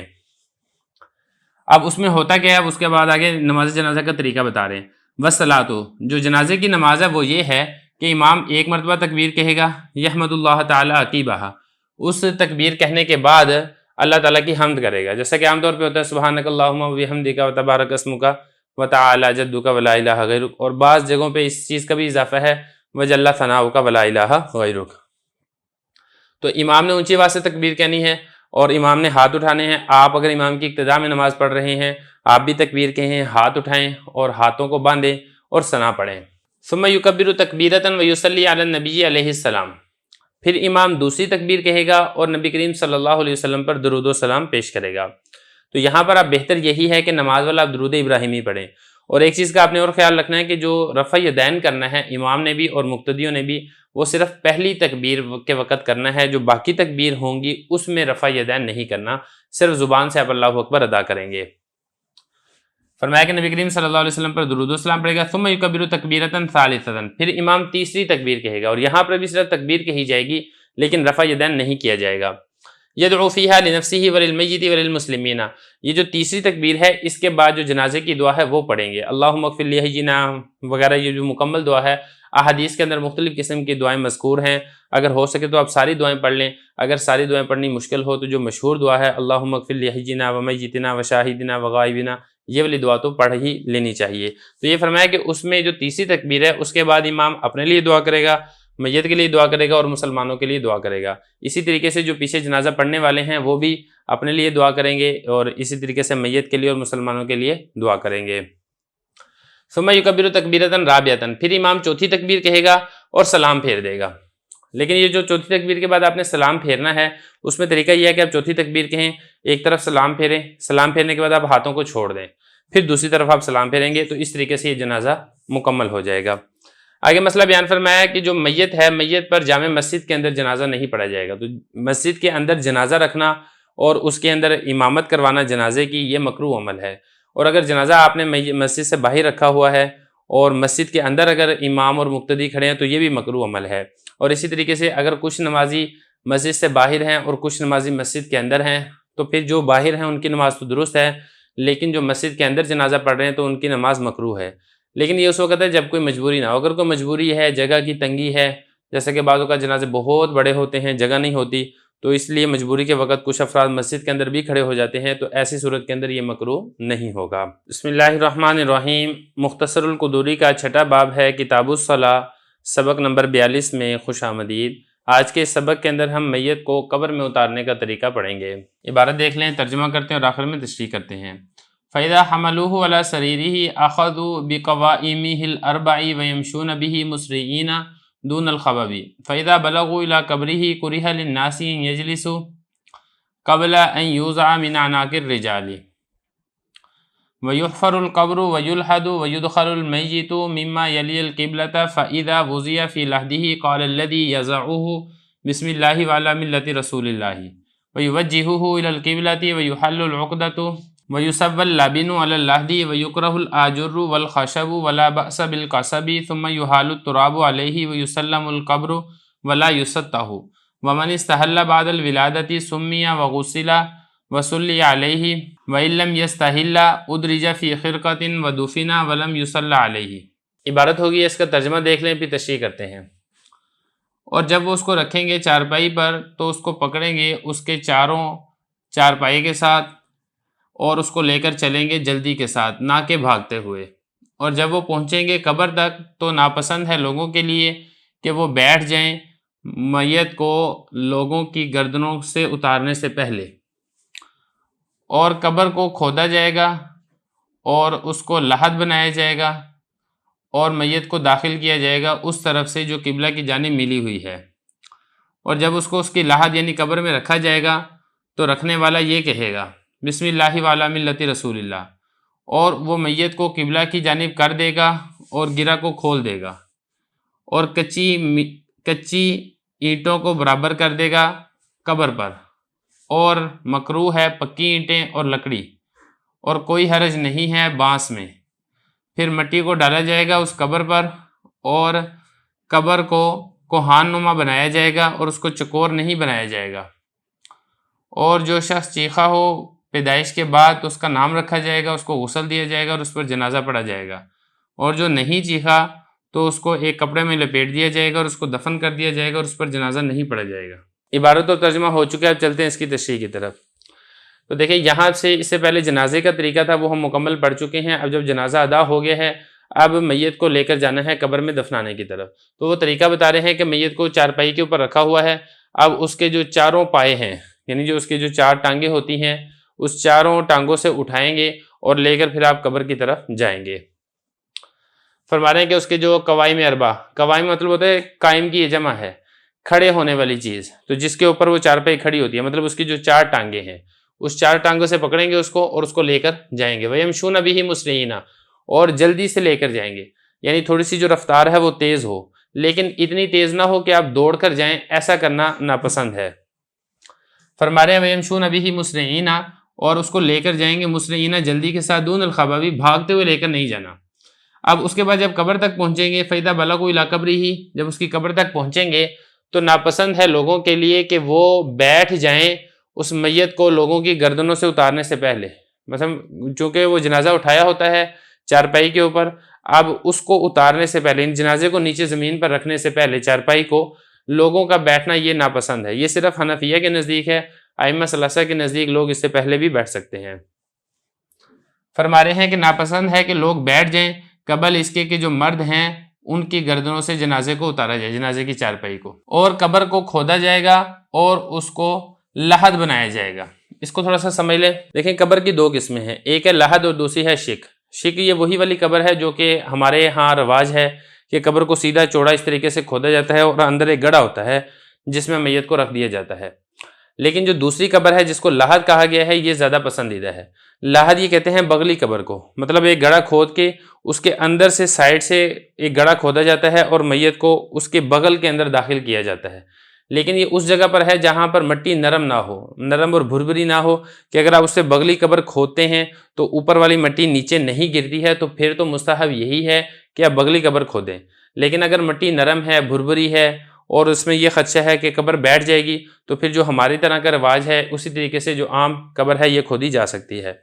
تو یہ فرما رہے ہیں کہ قبر کھودا جائے گا اور اس کو لحد بنایا جائے گا اور میت کو اس طرف سے داخل کیا جائے گا جو قبلے کی جانب سے، یعنی میت کو آپ قبلے کی طرف رکھیں اور پھر قبلے کی طرف سے آپ میت کو پھر اس قبر کے اندر آپ اتاریں چوڑائی کے رخ میں۔ فَإِذَا وُضِعَ فِي لَحْدِ، جب اس میت کو قبر کے اندر رکھا جائے گا تو جو رکھنے والا ہے وہ یہ کہے گا، قال الذی یضعہ، جس نے میت کو قبر میں اتارا ہے وہ یہ والی دعا پڑھے گا، بسم اللہ وعلی ملت رسول اللہ۔ جب آپ نے اس کو اتار دیا ہے قبر میں، ویوجہہ الی القبلۃ، تو اس کا آپ رخ ہے وہ قبلے کی طرف کر دیں۔ تو اس میں طریقہ یہ ہوتا ہے کہ آپ اس میت کو جو قبر کی دیوار ہے اس دیوار کے ساتھ آپ اس کو ٹیک لگائیں اور اس کا جو پورا رخ ہے اس کو آپ قبلے کی طرف کر دیں۔ لوگ یہ کرتے ہیں کہ صرف چہرہ پھیر دیتے ہیں قبلے کی طرف، باقی جسم قبلے کی طرف نہیں ہوتا، تو یہ نہیں کرنا، بلکہ اس کا جو پورا رخ ہے وہ آپ نے قبلہ کی طرف کرنا ہے۔ اس میت کو قبلہ کی طرف کر دیا جائے گا۔ وَيُحَلُّ الْعُقْدَةَ، اور اس کی جو گرہ باندھی تھی اس گرہ کو کھول دیا جائے گا، کیونکہ گرہ باندھنے کا مقصد ہی یہ تھا کہ وہ کفن کھلے نہ، تو اب تو یہ مقصد پورا ہو چکا ہے، میت کو آپ حفاظت کے ساتھ قبر تک لا چکے ہیں، تو اس لیے اب گرہ کی ضرورت نہیں ہے۔ جو آپ نے گرہ باندھی تھی یہ آپ نے پیٹ کے پاس سے باندھی تھی، پاؤں کے پاس سے باندھی تھی، سر کے پاس سے باندھی تھی، آپ یہ تینوں کی تینوں گرہیں یہ کھول دیں۔ اس کے بعد آگے فرمایا کہ جو میت ہے اس کے اوپر جو کچی اینٹ ہے، ایک ہوتی ہے پکی اینٹ جس کو آگ پر پکایا جاتا ہے وہ نہیں، اور ایک کچی اینٹ ہوتی ہے آگ پر پکانے سے پہلے، اس کے ذریعے سے آپ قبر کو بند کر دیں۔ آگے فرمایا کہ وَيُكْرَهُ الْعَجُرُ، یہ جو پکی اینٹ ہے اس کو عجور کہتے ہیں عربی میں، یہ لگانا یہ مکروہ عمل ہے، اور اسی طریقے سے لکڑی لگانا یہ مکروہ عمل ہے۔ دیکھیں یہ جو میت ہے، یہ جو پکی اینٹ ہے یا لکڑیاں ہیں، یہ تو عمارت اور تعمیر کے لیے استعمال ہوتی ہیں، اور جو میت ہے اور جو قبر ہے وہ تو بسیدہ ہے اور اس نے گلنا سڑنا ہے، ختم ہو جانا ہے، فنا ہو جانا ہے، تو اس لیے یہ قیمتی چیزیں یہاں پر قبر پر لگانا یہ ایک ناپسندیدہ عمل ہے۔ لیکن اگر کوئی مجبوری ہو کہ وہاں پر بہت زیادہ مٹی بھربھری ہے، اگر کچی اینٹیں لگاتے ہیں تو قبر بیٹھ جائے گی، تو پھر ایسی مجبوری کے تحت آپ پکی اینٹ بھی وہاں پر استعمال کر سکتے ہیں۔ آگے فرمایا وَلَا بَأْسَ بِالْقَصَبِ، اگر کوئی کانا لگاتا ہے یا بانس لگاتا ہے اس کے ذریعے سے اس کو بند کرتا ہے تو اس کے اندر کوئی حرج نہیں ہے۔ ثُمَّ يُحَالُ التُّرَابُ عَلَيْهِ، پھر اس کے بعد مٹی کو ڈالنا شروع کیا جائے گا، قبر کے اوپر مٹی ڈالی جائے گی۔ وَيُسَلَّمُ الْقَبْرُ، آگے جو قبر ہے اس کو ایک کوہان نما بنائیں گے، ایک بالش اس کو آپ اونچی کر دیں اور جیسے اونٹ کا ایک کوہان ہوتا ہے اس طریقے سے قبر کو بنایا جائے گا۔ وَلَا يُسَتَّهُ، اس کو چکور نہیں بنایا جائے گا، جیسے چکور ہوتا ہے نا چاروں کا کونوں والا، اس طریقے سے نہیں بنایا جائے گا، بلکہ اس کو کوہان نما بنایا گا، جیسا کہ عام طور پر ہوتا ہے ہمارے قبروں کے اندر، ایسے ہی اس کو کوہان نما بنایا جاتا ہے۔ لیکن ایک تھوڑی سی بے احتیاطی ہوتی ہے کہ لوگ بہت زیادہ اونچا بلند کر دیتے ہیں، تو اتنا زیادہ بلند نہیں کرنا چاہیے، صرف ایک بالش کے برابر آپ اس کو اونچا کریں۔ یہاں تک تو ہو گیا اس کو دفن کرنے کا مسئلہ۔ اب اس کے بعد آگے یہ ہے کہ جس بچے نے پیدائش کے بعد چیخا ہو، بچہ جیسا کہ آپ کو معلوم ہے کہ بچے کی جب پیدائش ہوتی ہے تو وہ چیختا ہے، تو جب وہ چیختا ہے تو اس کا معلوم ہے کہ بچہ زندہ ہے، تو ایسی صورت کے اندر بچے کا نام بھی رکھا جائے گا، اس کو غسل بھی دیا جائے گا اور اس پر جنازہ بھی پڑھا جائے گا۔ اور اگر وہ چیخا نہیں ہے تو اس کو کسی کپڑے میں لپیٹ کر دفن کر دیا جائے گا اور اس پر جنازہ نہیں پڑھا جائے گا۔ دیکھیں اگر بچہ پیدا ہوا ہے تو اگر تو کوئی آپ کو زندگی کی حرکت معلوم ہو گئی ہے، مثال کے طور پہ اس نے کوئی آواز نکالی ہے یا وہ رونے لگ گیا ہے یا اس نے اپنے جسم کا کوئی عضو ہلانا شروع کر دیا ہے، تو جس سے پتہ چل جائے کہ بچہ زندہ پیدا ہوا ہے، تو اگر بچہ زندہ پیدا ہو تو پھر اس کا نام بھی رکھا جاتا ہے، اور پیدا ہونے کے بعد مر گیا ہے تو پھر اس کا جنازہ بھی پڑھا جائے گا اور اس کو باقاعدہ ایک اہتمام کے ساتھ اس کو دفن کیا جائے گا۔ لیکن اگر وہ زندہ پیدا نہیں ہوا تھا بلکہ مردہ پیدا ہوا تھا تو پھر کیا ہے، پھر اس کا جنازہ نہیں پڑھا جائے گا بلکہ اس کو کسی کپڑے کے اندر لپیٹ کے اس کو دفن کر دیا جائے گا، لیکن اس کا جنازہ یہ نہیں پڑھا جائے گا۔ تو یہاں تک ہمارا الحمدللہ جو جنازے سے متعلقہ باب تھا یہ مکمل ہو گیا ہے۔ بسم اللہ الرحمن الرحیم۔ مختصر القدوری کا چھٹا باب ہے کتاب الصلاۃ، سبق نمبر 43 میں خوش آمدید۔ آج کے سبق کے اندر ہم باب الشہید پڑھیں گے۔ الشہید من قتلہ المشرکون او وجد فی المعرکۃ وبہ اثر الجراحۃ او قتلہ المسلمون ظلما ولم یجب بقتلہ دیۃ فیکفن ویصلی علیہ ولا یغسل وَإِذَا اسْتُشْهِدَ الْجُنُوبُ غُسِّلَ عِنْدَ أَبِي حَنِیفَةَ وَكَذَلِكَ الصَّبِیُّ وَقَالَ أَبُو یوسف وَمُحَمَّدٌ لَا يُغَسَّلَانِ وَلَا يُغْسَلُ عَنِ الشَّهِیدِ دَمُهُ وَلَا يُنْزَعُ عَنْهُ ثِيَابُهُ وَيُنْزَعُ عَنْهُ الْفَرْوُ وَالْحَشْوُ وَالْخُفُّ وَالصَّلَاحُ وَمَنِ ارْتُثَّ غُسِّلَ وَالِارْتِثَاثُ أَنْ يَأْكُلَ أَوْ يَشْرَبَ أَوْ يُدَاوِي أَوْ يَبْقَى حَيًّا حَتَّى يَمْضِيَ عَلَيْهِ وَقْتُ صَلَاةٍ وَهُوَ يَعْقِلُ أَوْ يُنْقَلُ مِنَ الْمَعْرَكَةِ حَيًّا وَمَنْ قُتِلَ فِي حَدٍّ أَوْ قِصَاصٍ غُسِّلَ وصلی علیہ ومن قتل من البغاة او قطاع الطریق لم یصلی علیہ۔ عبارت ہوگی، اس کا ترجمہ دیکھ لیں۔ شہید وہ ہے جس کو مشرک قتل کر دیں یا وہ مارکہ میں پایا جائے اور اس پر زخم کے نشان ہو، یا اس کو مسلمان ظلماً قتل کر دیں اور اس کے قتل کرنے کی وجہ سے دیت بھی واجب نہ ہو، تو ایسے کو کفن دیا جائے گا اور اس پر جنازہ پڑھا جائے گا اور اس کو غسل نہیں دیا جائے گا۔ اور جب جنبی شخص کو شہید کر دیا جائے تو اس کو غسل دیا جائے گا امام صاحب رحمۃ اللہ علیہ کے نزدیک، اسی طریقے سے بچے کو، اور امام یوسف اور امام محمد رحمۃ اللہ تعالیٰ نے فرمایا ان دونوں کو بھی غسل نہیں دیا جائے گا، اور شہید سے صاف نہیں کیا جائے گا اس کے خون کو، اور نہیں اتارے جائیں گے اس سے کپڑوں کو، اور اتار لی جائے گی اس سے جیکٹ کو اور کوٹ کو اور موزوں کو اور اسلحے کو، اور جو شخص ارتصاص ہو جائے تو اس کو غسل دیا جائے گا۔ اور ارتصاص یہ ہے کہ وہ کھا لے یا پی لے یا وہ علاج کروا لے یا وہ زندہ باقی رہے یہاں تک کہ اس پر ایک نماز کا وقت گزر جائے اور وہ سمجھدار ہو، یا اس کو میدان جنگ سے منتقل کر دیا جائے زندہ ہونے کی حالت میں۔ اور جو شخص جس کو قتل کیا جائے حد میں یا قصاص میں تو اس کو غسل دیا جائے گا، اس پر جنازہ پڑھا جائے گا۔ اور وہ شخص جو قتل ہو جائے باغیوں میں سے یا ڈاکوؤں میں سے تو اس پر جنازہ نہیں پڑھا جائے گا۔ عبارت و ترجمہ ہو چکا ہے، اب چلتے ہیں اس کی تشریح کی طرف۔ باب الجنائز کے بعد یہاں سے باب الشہید کو شروع کر رہے ہیں، تو چونکہ شہید کا درجہ اور مرتبہ عام مردے سے زیادہ ہوتا ہے اس لیے عام مردے سے ہٹ کر ایک الگ باب میں باب الشہید کو ذکر کیا جا رہا ہے۔ شہید یہ مشہود کے معنی میں ہے، مفعول کے معنی میں ہے، یعنی وہ شخص کے فرشتے اس کی تعظیم کی اور اس کی عظمت کی شہادت یعنی گواہی دیں۔ تو دیکھیں شہید کی دو قسمیں ہوتی ہیں، ایک شہید وہ ہوتا ہے جو دنیاوی اور اخروی دونوں اعتبار سے شہید ہوتا ہے، دوسرا شہید وہ ہوتا ہے جو اخروی اعتبار سے شہید ہوتا ہے، دنیاوی اعتبار سے شہید نہیں ہوتا ہے۔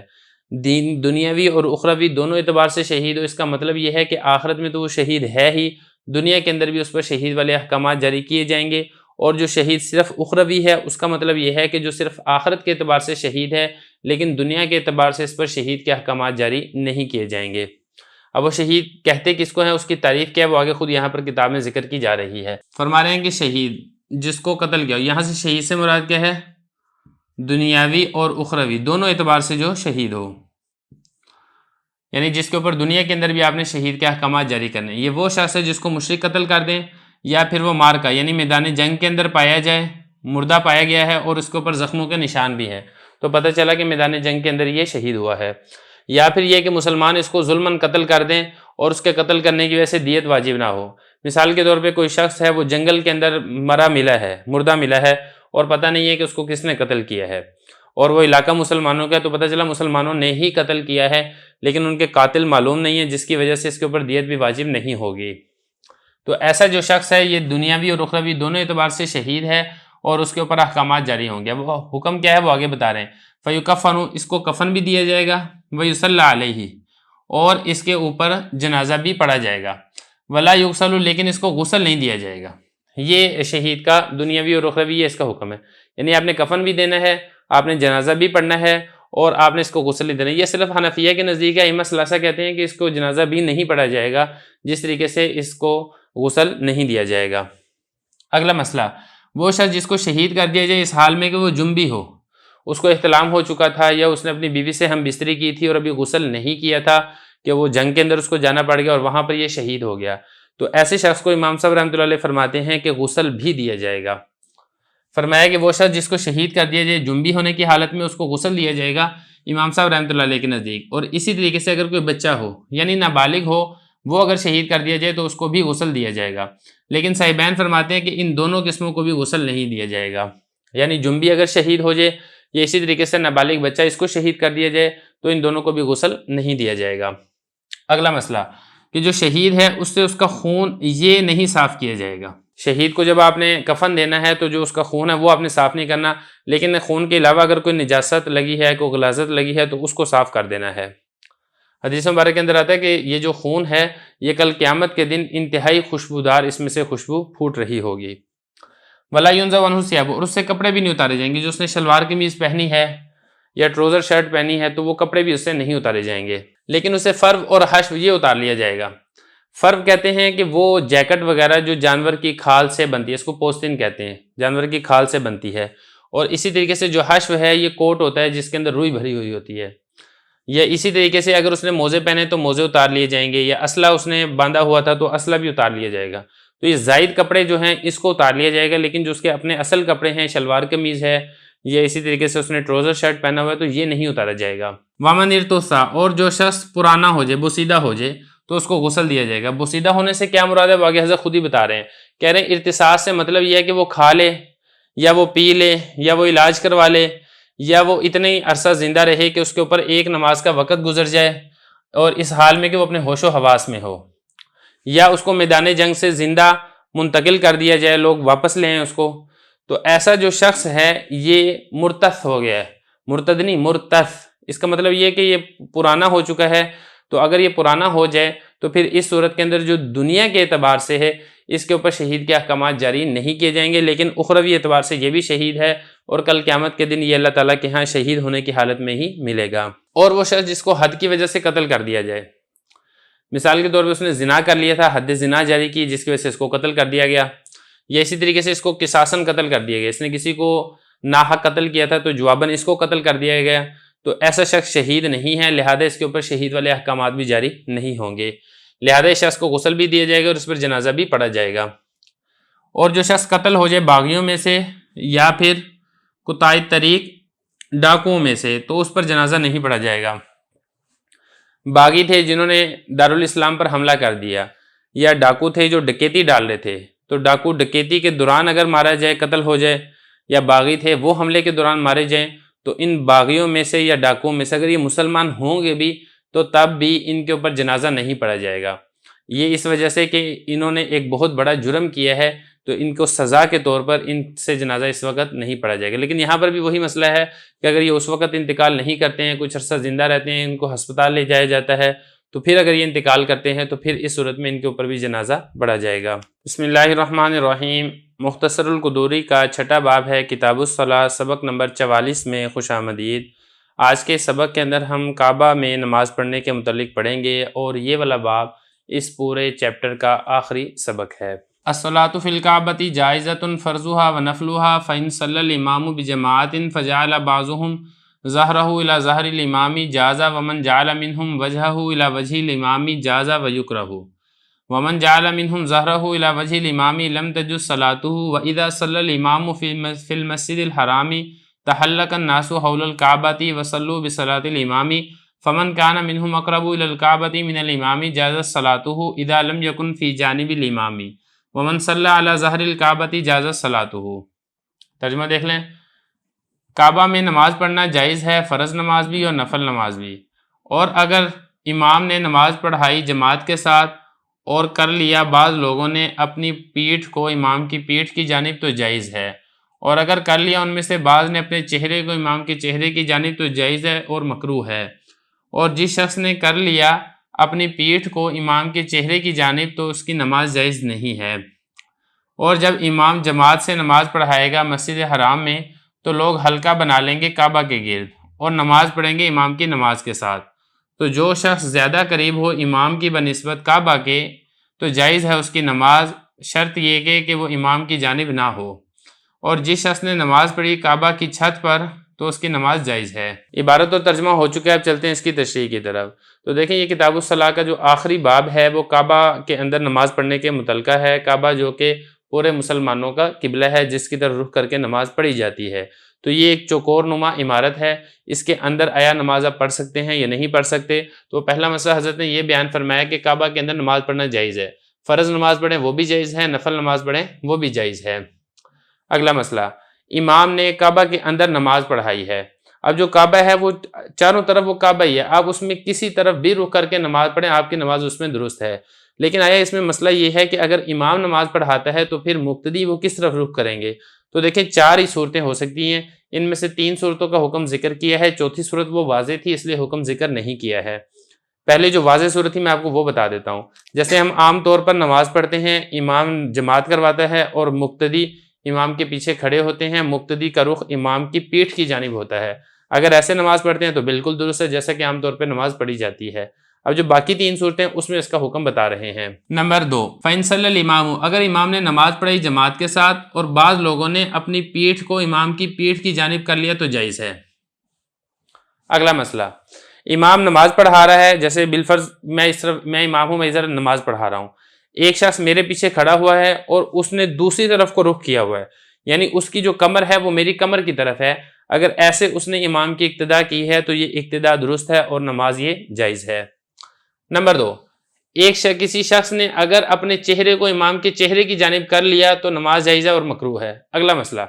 میں نماز پڑھا رہا ہوں نا اس طریقے سے ایسے سامنے، اب کوئی شخص میری اقتداء میں نماز پڑھ رہا ہے اور میرے سامنے کھڑا ہے اور اس نے اپنا رخ میری جانب کیا ہوا ہے تو نماز اس کی بھی جائز ہے، میری اقتداء میں نماز درست ہو جائے گی، لیکن ایسا کرنا مکروہ ہے، اس لیے کہ لوگوں کے سامنے رخ کر کے نماز پڑھنا بغیر کسی سترے کے تو یہ مکروہ عمل ہے۔ ہاں آگے کوئی اگر سترہ کھڑا کر لیا جائے تو پھر یہ مکروہ بھی نہیں رہے گا۔